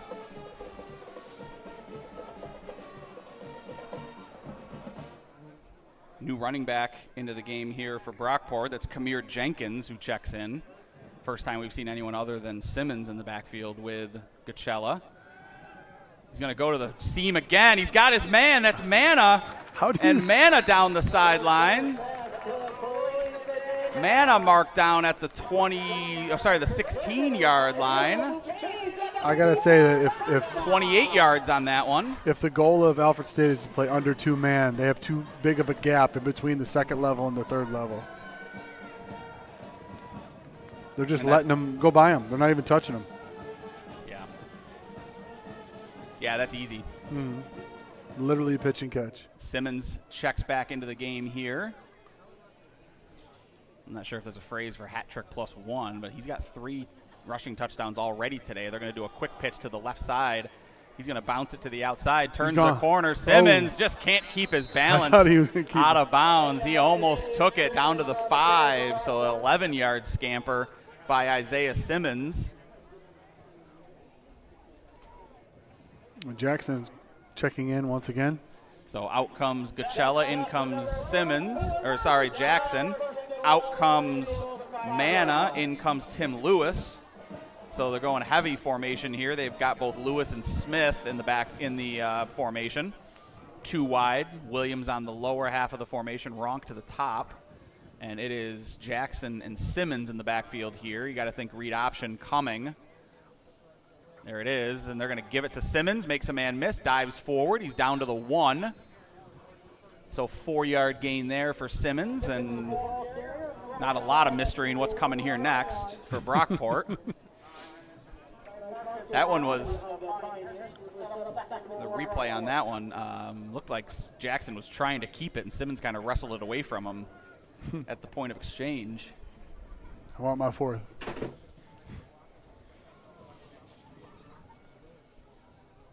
Takes a snap, gives it to Simmons. Simmons wrapped up, and Simmons dives, and nope, they're going to mark him short. Ooh. Just short. He had, that was again. So we got 3rd and That was inches. again Ryan Hines that had him wrapped up in the backfield and just had a hold of his leg, wouldn't let him go. Looks like Tom Nazaruk is going to come in as an extra lineman, and they're going to put man on the outside. Yeah, but that's the interesting thing, right? So now you got an extra offensive lineman, but your only non-on-the-line skill position is Daniel Manna, so you can't leave him. And, you know, you could send him in motion to make something a little bit more tricky for the defense, but it's going to be just a straight-ahead run here by Simmons. Easy as it comes for Isaiah Simmons, and now a little extracurricular activities between Manna and the corner, but it is the 4th rushing touchdown for Isaiah Simmons. And this time you saw Simmons pick up Liam Malgieri instead of other way around. But Isaiah Simmons 4 on the day today. It's 47-7 Brockport. Still 106 left to go in the 3rd quarter. And you didn't hear that wrong. 106 left in the 3rd quarter.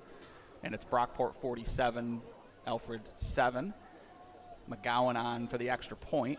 So do you think he heard at the beginning of the day that Courier came in with 11 touchdowns and he came in with 7? Yeah. So now Simmons is the leading rusher in Empire 8, and he's also tied for the most rushing touchdowns in Empire 8. And you got to remember, guys, I mean, everyone, they were 2 of the top 15 backs in the all of Division 3 we're meeting today. So it's not like the job that the Brockport defense have done on Courier has been nothing short of amazing. And actually, Graham, if you can make the argument, Graham has been outperforming him. Yeah, absolutely. Our second half sponsor, again, Bill Gray's Restaurants. Bill Gray's, home of Rochester's greatest cheeseburger, also has Rochester's best long-line haddock Icelandic fish fries and sandwiches cooked to perfection and served with fries and coleslaw, available every day of the week. Get one today. Gimme, gimme, gimme Bill Gray's. And, of course, our title sponsor, Bob Johnson. Bob Johnson carries 18 different auto manufacturers, ranging from Chevy to Ford to Toyota and many more in 25 locations throughout New York State. Choose from thousands of vehicles in stock. Check them out online at bobjohnsonautogroup.com to find a location near you. McGowan on to kick this one away. And still Courier back to return. He's itching for another return option here.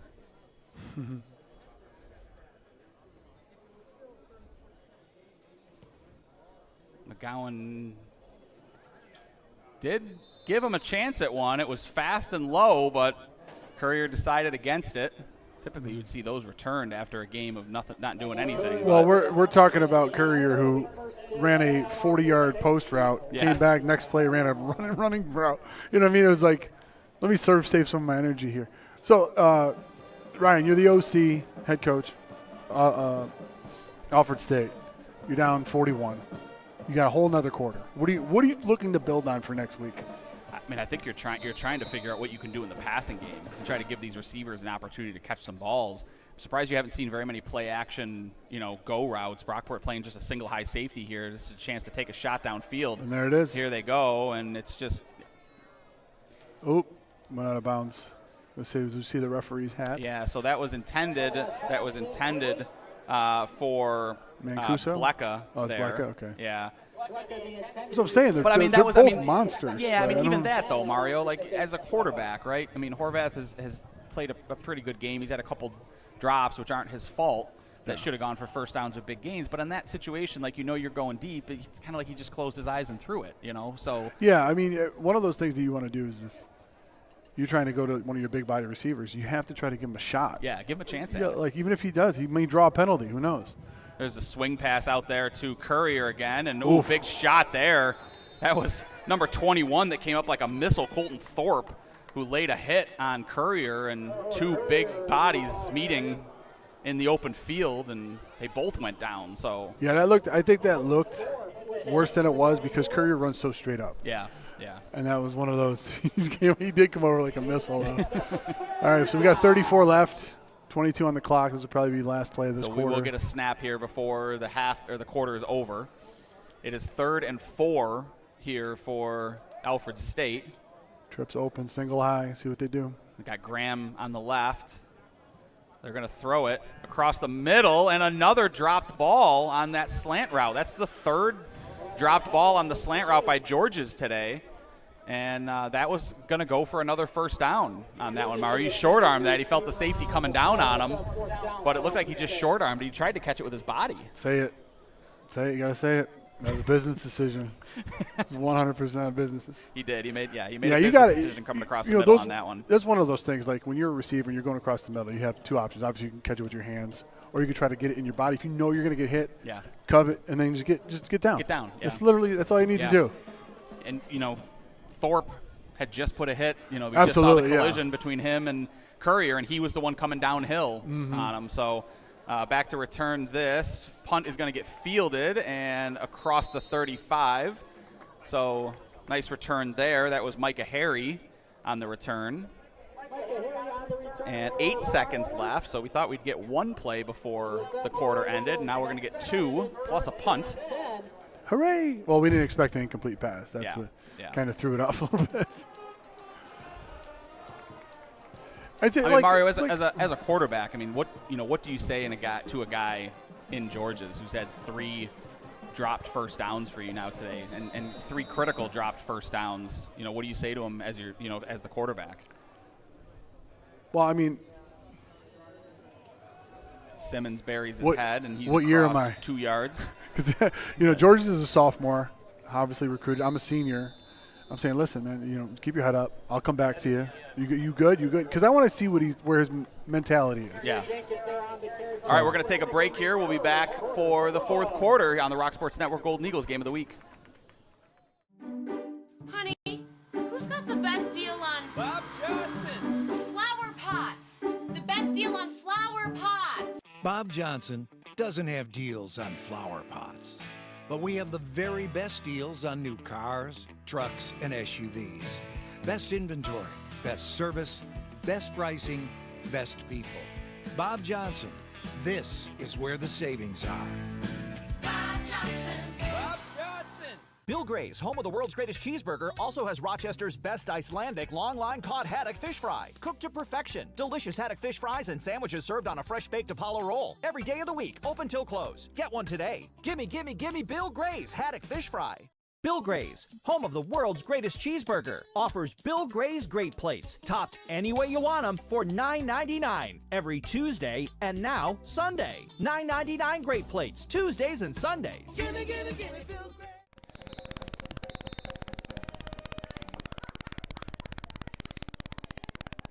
All right, we are back here, and Brockport set for 2nd and 8 here after it was Kamir Jackson.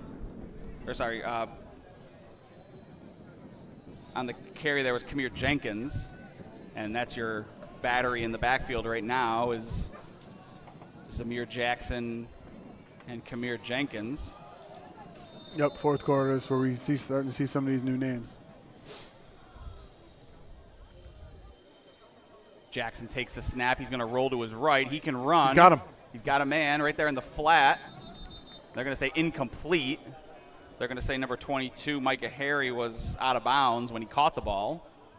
Jackson's pass. So 3rd and 8. You know, and that's just a timing thing. I mean, Harry was open a little earlier. Had Jackson decided to throw it.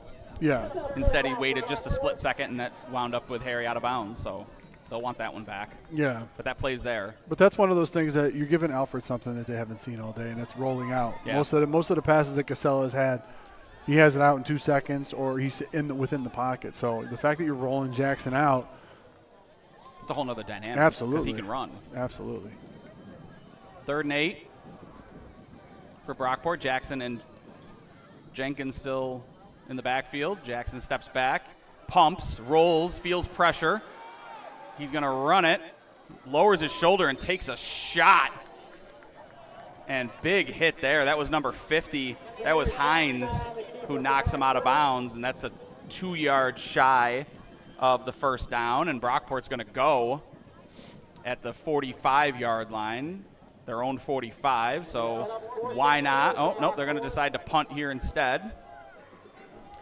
So we'll get our first look at the punter here today for Brockport. That's Connor Parker, the freshman from Syracuse. Back to return, number 2, that's Carter Mullen, the freshman from Batavia. So some local names here checking in for Alfred State. A little miscommunication here. Brockport's going to have to take a timeout. They can't get the right personnel on the field. Oh, they actually took the delay of game, which is smart. Save your timeouts. Doesn't hurt you to go back 5 yards. You're up 41. Did you say save your timeouts up 41? Never know. 14-10 here left in the 4th quarter. Mullen back to return. Last game of the year, Brent. Can't hold him back now. Parker on to kick. He's going to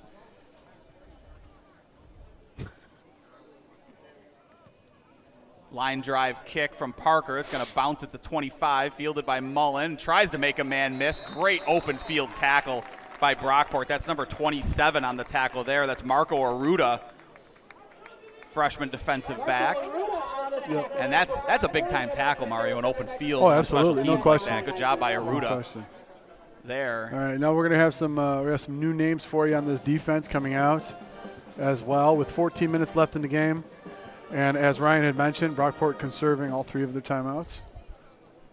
We're gonna try to see what looks like new names Alfred all the way State across can the do. front. Yep. All the way across the defense. The only regular rotation guy, Alan Ramirez Jimenez, still in there for Brockport. Horvath, he's going to swing the ball to Courier, and Courier is up through a crease down the sideline, shoved out of bounds by number 4, Jameer Clark. So Courier's got to be up there for some receiving yards today. I mean, he's taken a couple of those swing passes and gone at least like 10 to 15 on all of them. First out of bounds by Jameer Clark. Now move the change. It's a Pioneers first down. 1st and 10 here for Alfred State as they're trying to get some positive momentum on offense here leading into their next game. You have Graham go up the middle here.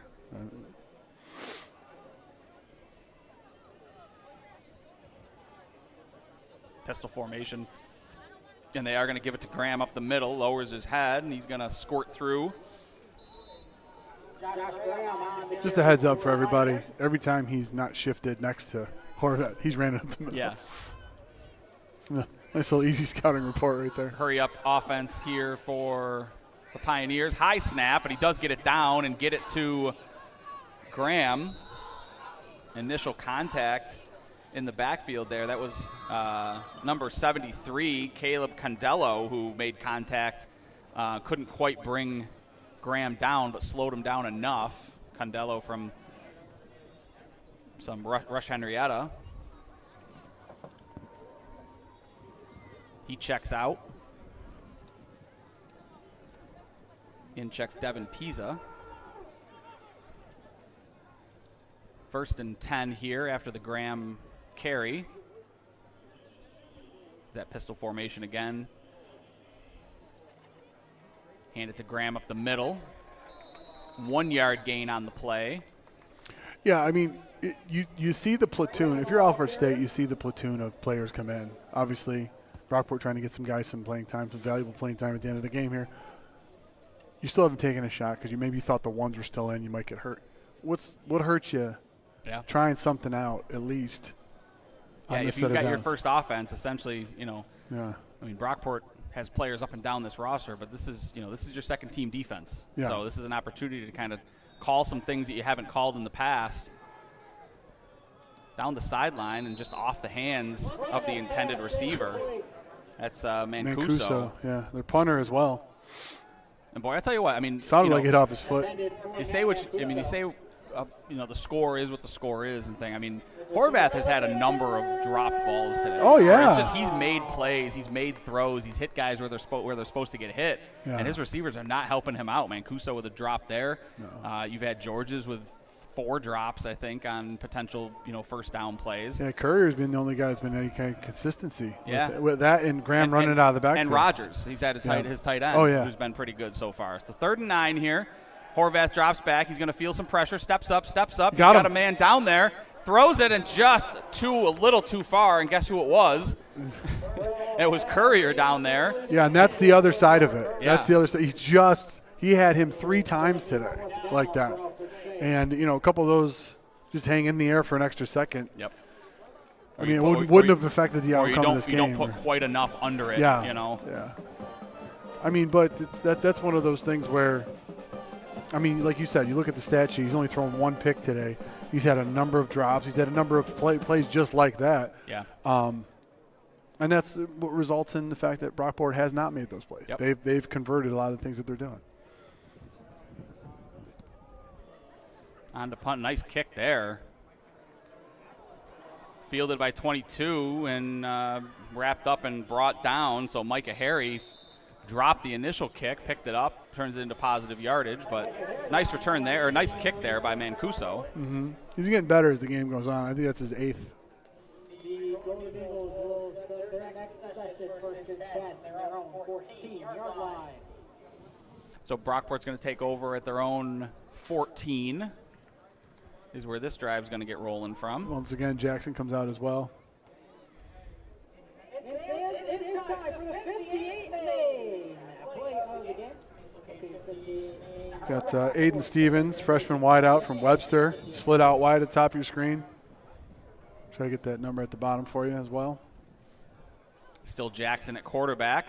He's going to fake the handoff, keep it himself, turn the corner. He's got some room to run down the sideline. Oh, he's looks like he might have gotten hurt on that one and finally shoved out of bounds. That's a hamstring for Jackson, and he had nothing but daylight in front of him until that happened. He was gone. Yeah, he was definitely gone, so he will get tended to by the training staff, but big-time run there by Jackson. He's trying to go back in the game, and Coach says, no, take that one out. We're going to send a different quarterback out there. So you're going to get your look at Chris McGuire, the senior from Croton-on-Hudson. McGuire was throwing with ill intentions before the game. Yeah, we saw him warming up. As soon as I came down on the sideline, Mario said, who's number 10? He's been spinning it so far in warm-up. So I forgot. We'll see if McGuire gets an opportunity to throw the ball here. He's got Jenkins in the backfield with him. He's going to give it to Jenkins to start, and that's going to be a 5-yard carry by Jenkins. 4 yards we'll give him. It's a big. That's tough for Jackson right there, because that was going to be a touchdown run for him. Previous play as well. The bottom of your screen, number 86, Landon Hammond, sophomore wideout, actually had the block that sprung him. Yeah. So kudos to Landon on that one. Local kid from Pittsford-Mendon. Whoop.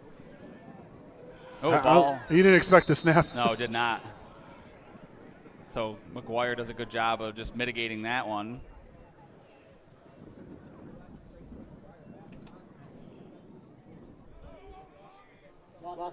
Loss of 5. 3rd and 11 here coming up for Brockport. Get the call from the sideline. Inside of 10 minutes here for this game. 48-7, Brockport over Alfred State. Chris McGuire in at quarterback. He's got Jenkins to his right. They're going to fake it. McGuire's going to keep it. He can run. He's going to turn the corner at the 50, dive and try to stretch, but he was about probably 5 yards short at the time he left the field. And they're going to mark him 4 yards shy, so 7-yard gain. It was 3rd and 11. So 4th and 4 here coming up for Brockport, and they're going to leave their offense on the field. And wholesale changes here. They're going to check in with a new wide receiver. That's Xavier Collier from McQuaid, and as well, Micah Harry comes in. He checks in the slot. So 4 wide. Jenkins to the left of McGuire. McGuire takes the snap. He's going to look to throw. He steps up. He's got room to run, but he decides to throw it instead. Ooh. And big time hit. They're going to call it incomplete. That was number 82, Xavier Collier, who caught it and then took a shot and dropped it. Yeah, did he leave his feet? I thought he caught it. I thought he left his feet. It looked like it did. Yeah, it looked like the defender left his feet on that one. No, we'll check it out. Yeah. Collier did a good job on the scramble drill. Yeah, no, his back foot just kind of came up. Yeah. That's why it looked like it. Okay. I thought he secured it enough, but nice mobility by McGuire to get out of the pocket and put it on him. I thought he was going to run it, to be honest with you. And it was a good scramble drill. Oh, absolutely. By Collier, who broke off. He was coming on a drag route across, and he just kind of broke out into a wheel route almost. 9:02 left here, 1st and 10.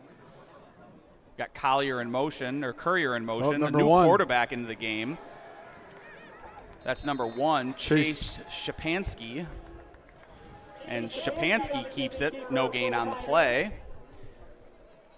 Shapansky, 5'10", 195 sophomore from Churchville, so local Rochester kid again in the game here. And he'll stay in. He's got Georges going wide, and he's got his running back behind him, Graham. Now Graham moves to his right. Shapansky fakes it. He's going to run, wrapped up from behind. Good job there, Brockport. That was number 30, Jonathan Cranker. Yeah, whereas Horvath is more reluctant to run. 2 runs immediately out of Shapansky. Shapansky out and Horvath back in. See, like some of these, like, okay, you want to try a few things with the kid and doing this and that. Give him a quarter. Give him half a quarter. Yeah. What does it hurt you? Inside 8 minutes here left, 3rd and 10 coming up for the Pioneers. Cover 2 for Brockport here. They're going to play the man at the bottom of your screen. Cranker jumped across, but he got back. Wonder who's coming. Yep. Whoa. Oh, first sack of the game for Brockport. That was number 6 on the tackle there. That was Kanye Davis. Kanye Davis will come in with the sack of Justin Horvath. So again, I mean, as dominant as this game has been, that's the first sack today. First time they've gotten home to Horvath. Brockport came into this game, I believe, 4th in the nation in tackles for loss. So interesting to see. 7 minutes left here. They're going to punt it away. Back to return Micah Harry.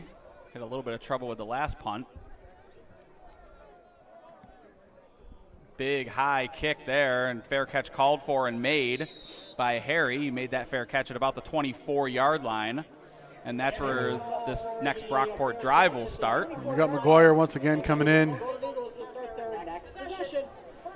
Yeah, as much as I'm sure Samir Jackson wants to get back in there, they're not going to let him after that hamstring issue. He's sitting down on the trainer table right now. 6:48 here, and 1st and 10 coming up for Brockport, leading 48-7. Story today: Isaiah Simmons 4 touchdowns on the day.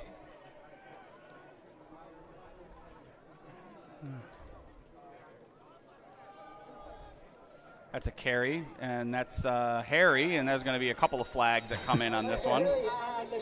Looks like the flag is going to be on 87, sophomore tight end Troy Kennedy, I apologize, from Lakeshore. Yeah, nice little quick pitch play to Harry. You got number 82 and 83 coming in, Xavier Collar once again. And then Dylan Caraballo.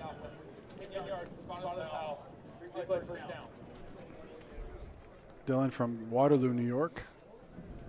So we're going to have a trips formation to the bottom of your screen, trips open, with Aiden at the top.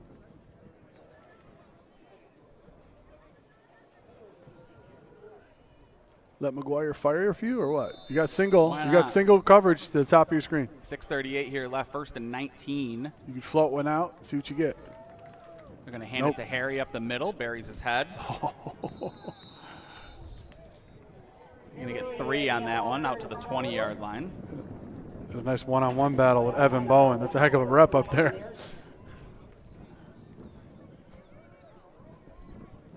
Once again, back in the slot. See, the key here is to check out Chris Bergman, your safety, number 21 on Alfred State.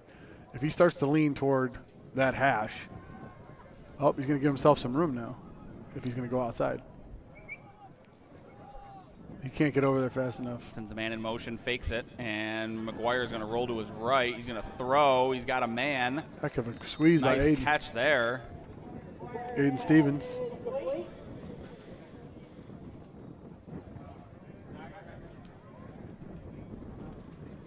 Cut down and split to run the drag. Yeah. So Aiden Stevens with his first catch of the day, freshman from Webster Schrader. 5:30 here left, 3rd and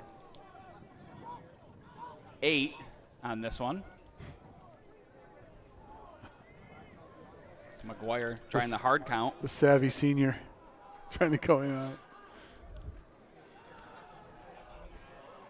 Oh, he dumped it and it's intercepted.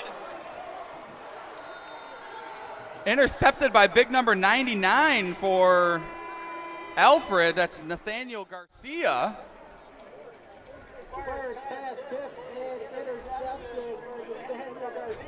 I love big man. You always love big man picks. plays. Yeah. You always root for him to get there, man. You love to see a big man touchdown. It's Mackay Harry was a backpack for 3 seconds. I got you.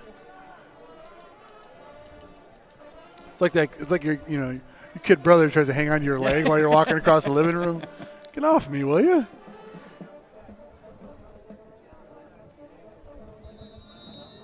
I know your brother's older than you, but were you ever the little brother? Nope. He'll argue that, but. Back in Horvath. He's going to send Courier to his left. Horvath's going to look to throw. He's got a man in the middle. Still has a man in the middle. He's going to roll to his right. Good protection. He's going to take a shot.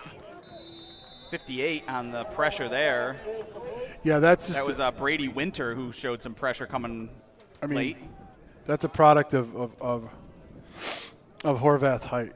Yeah. I mean, he's 5'9". He had guys over the middle. Yeah. But that rush right in his face blinded him from and the where other it thing was. you wonder too is when he showed his numbers in the middle, it was George's, who's got 4 drops today. So you wonder if that creeped into his mind a little bit here. I would have. Yeah. And then he had Courier on a wheel route. I didn't think he didn't trust himself to throw that one. The new phrase apparently is he made George's was the one that made himself friendly to the quarterback. Going to hand it to Courier up the middle, bounces off a defender, buries his head. He's going to pick up 4 on that one. I got to admit, I mean, this game got out of hand pretty quick. Yeah. Graham and Courier have been running really hard the entire day. So it's not like, Brockport defense didn't earn this one. Yeah. 4:30 left here in the game. Brockport leading 48-7. Alfred State in the red zone because of a interception. Tipped pass by McGuire. And there's Courier again, and he's down to the 5. That's going to be enough for a first down. So it's going to be 1st and goal here for Alfred State, looking to punch this one into the end zone. I got to tell you, though, Brady Schnell coming in from the backside hawking him down, like not giving up on the play. Although it was a first down run, that's a plus you give to Schnell and when you watch the film on Monday.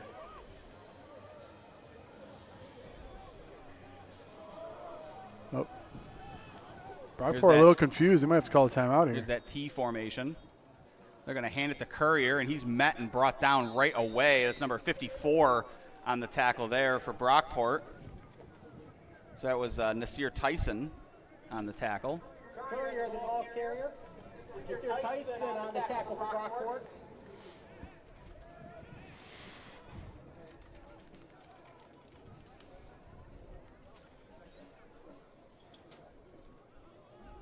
Yeah, Georgia is split out to the bottom of your screen.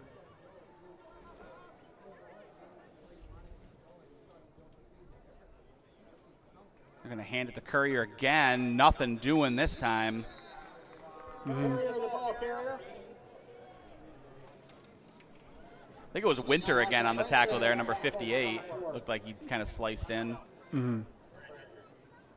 58 or 59. So we got 73 down. We're going to go ahead and take a break as we got an injured Pioneer on the field. We'll be right back for the rest of this one here on the Rock. Honey, who's got the best deal on Bob Johnson. flower pots? The best deal on flower pots. Bob Johnson doesn't have deals on flower pots, but we have the very best deals on new cars, trucks, and SUVs. Best inventory, best service, best pricing, best people. Bob Johnson, this is where the savings are. Bob Johnson. Bob Johnson. Bill Gray's, home of the world's greatest cheeseburger, also has Rochester's best Icelandic long-line cod haddock fish fry. Cooked to perfection. Delicious haddock fish fries and sandwiches served on a fresh-baked Apollo roll. Every day of the week, open till close. Get one today. Gimme, gimme, gimme Bill Gray's haddock fish fry. Bill Gray's. All right, we're back here as the injured Pioneers up and off the field under his own power. It's always good to see. And we've got a 3rd and goal coming up here for the Pioneers. Michael Ramos was the injured Pioneer. He's standing on the sideline with the trainer, so it doesn't look like to be too bad. Courier in the backfield. Yeah, 3rd and goal from with the 3 Horvath here. You've got Mancuso and Georges to the lower half of the formation here in the wide receiver position. They're going to hand it again to Courier, and he's met right at the line of scrimmage. I think he dove forward to get it. He did. He was met in the backfield by Chamar Ware, and he just powered his way through on that one. I'll tell you what, Brockport made him earn it, though. I mean, They did. going down there. Yeah, that was a tough drive against the 2nd and 3rd unit. Well, there's no unit that plays tougher than 2nd or 3rd unit trying to impress the coach and trying not to let somebody in. Trying to get more snaps. Absolutely, no question. So on for the extra point. 48-13 right now. We'll see if they can make it 14.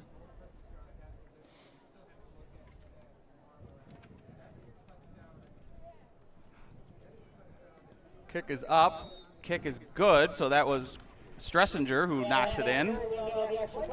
2:30 left in the. So Brockport's going to get another offensive possession here with 2:29 remaining in the game. Try to grind it out, and I don't foresee Alfred State stopping the clock. Our second half sponsor at Bill Gray's Restaurants. Enjoy a Bill Gray's Great Plate every Tuesday and Sunday at Bill Gray's. Get 2 Bill Gray's cheeseburgers on top of home fries and mac salad, loaded with your choice of toppings, including Bill Gray's famous meat hot sauce for only $9.99. Gimme, gimme, gimme Bill Gray's.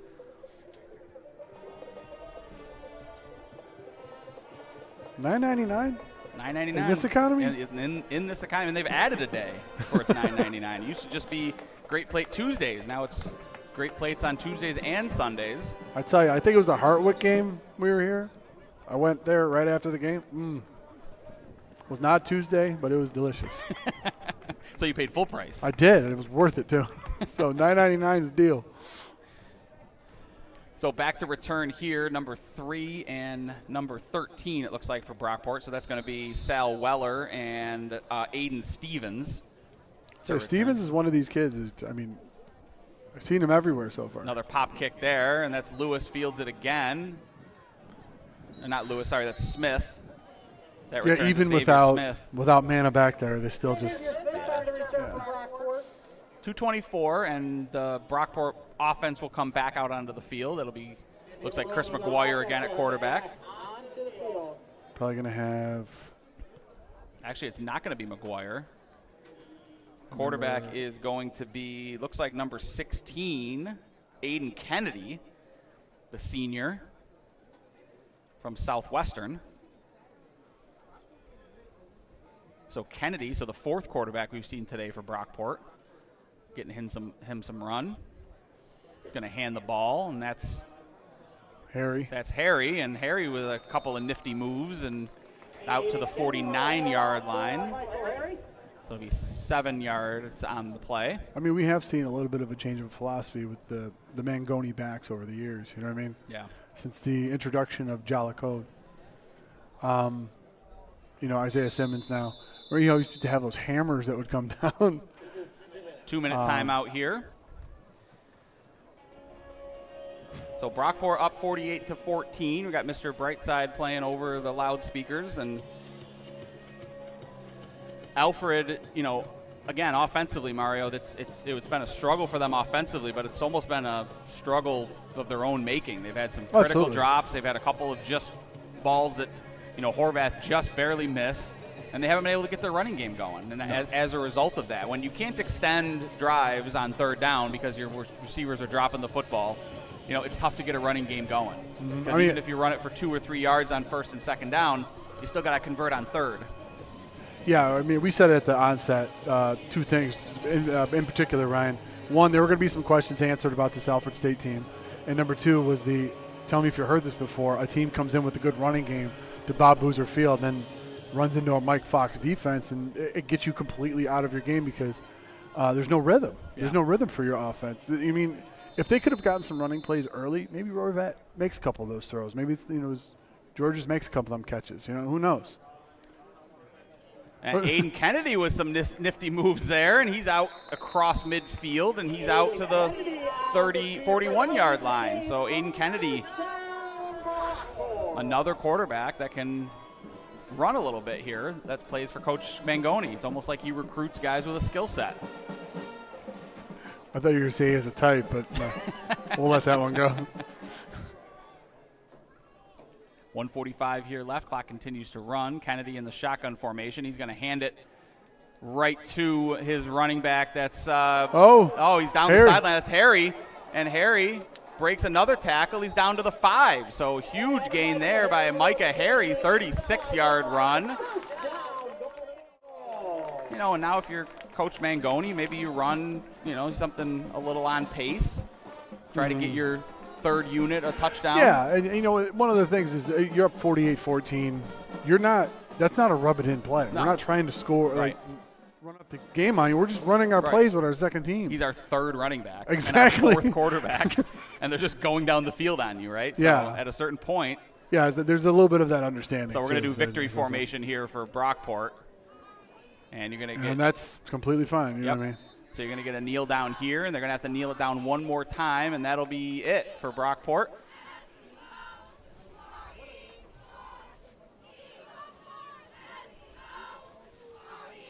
So Brockport's going to move to 4-2 on the season and 2-1 in Empire 8 play. We talked about it during the pregame. They are going to need some help in front of them. They're one of their Empire 8 their one Empire 8 loss this year came to St. John Fisher, who sits at number 1 in the division right now. Behind them is Cortland. Yeah, both Cortland undefeated in the E8. Yeah. Yep, Cortland and Fisher are going to face each other at some point this season, and Brockport still has Cortland on the schedule. So Brockport, if they win out, Cortland beats Fisher, it becomes very interesting at the top of the Empire 8 with Brockport, Fisher, and Cortland all in a 3-way tie, and then we get into tiebreakers that we don't want to worry about unless we have to. But Brockport takes care of business today. All they can do is win the games in front of them. They take the victory today against Alfred State. That's going to be 48-14. And coming up here on the schedule for Brockport, they've got a couple games here on the calendar. We'll take a look here real quick for you. But 48-14 for Brockport. We'll be back in another 2 weeks here on as Rock Sports Network. For Ryan Lasel, Mario Granata, and our broadcast team, this has been the Rock Sports Network Golden Eagles Game of the Week. We'll see you in a couple weeks here on the Rock Sports Network. And make sure you tune in for that game, and make sure you check out all the high school sports action that we've got going on Rock Sports throughout the week, and we'll see you next time.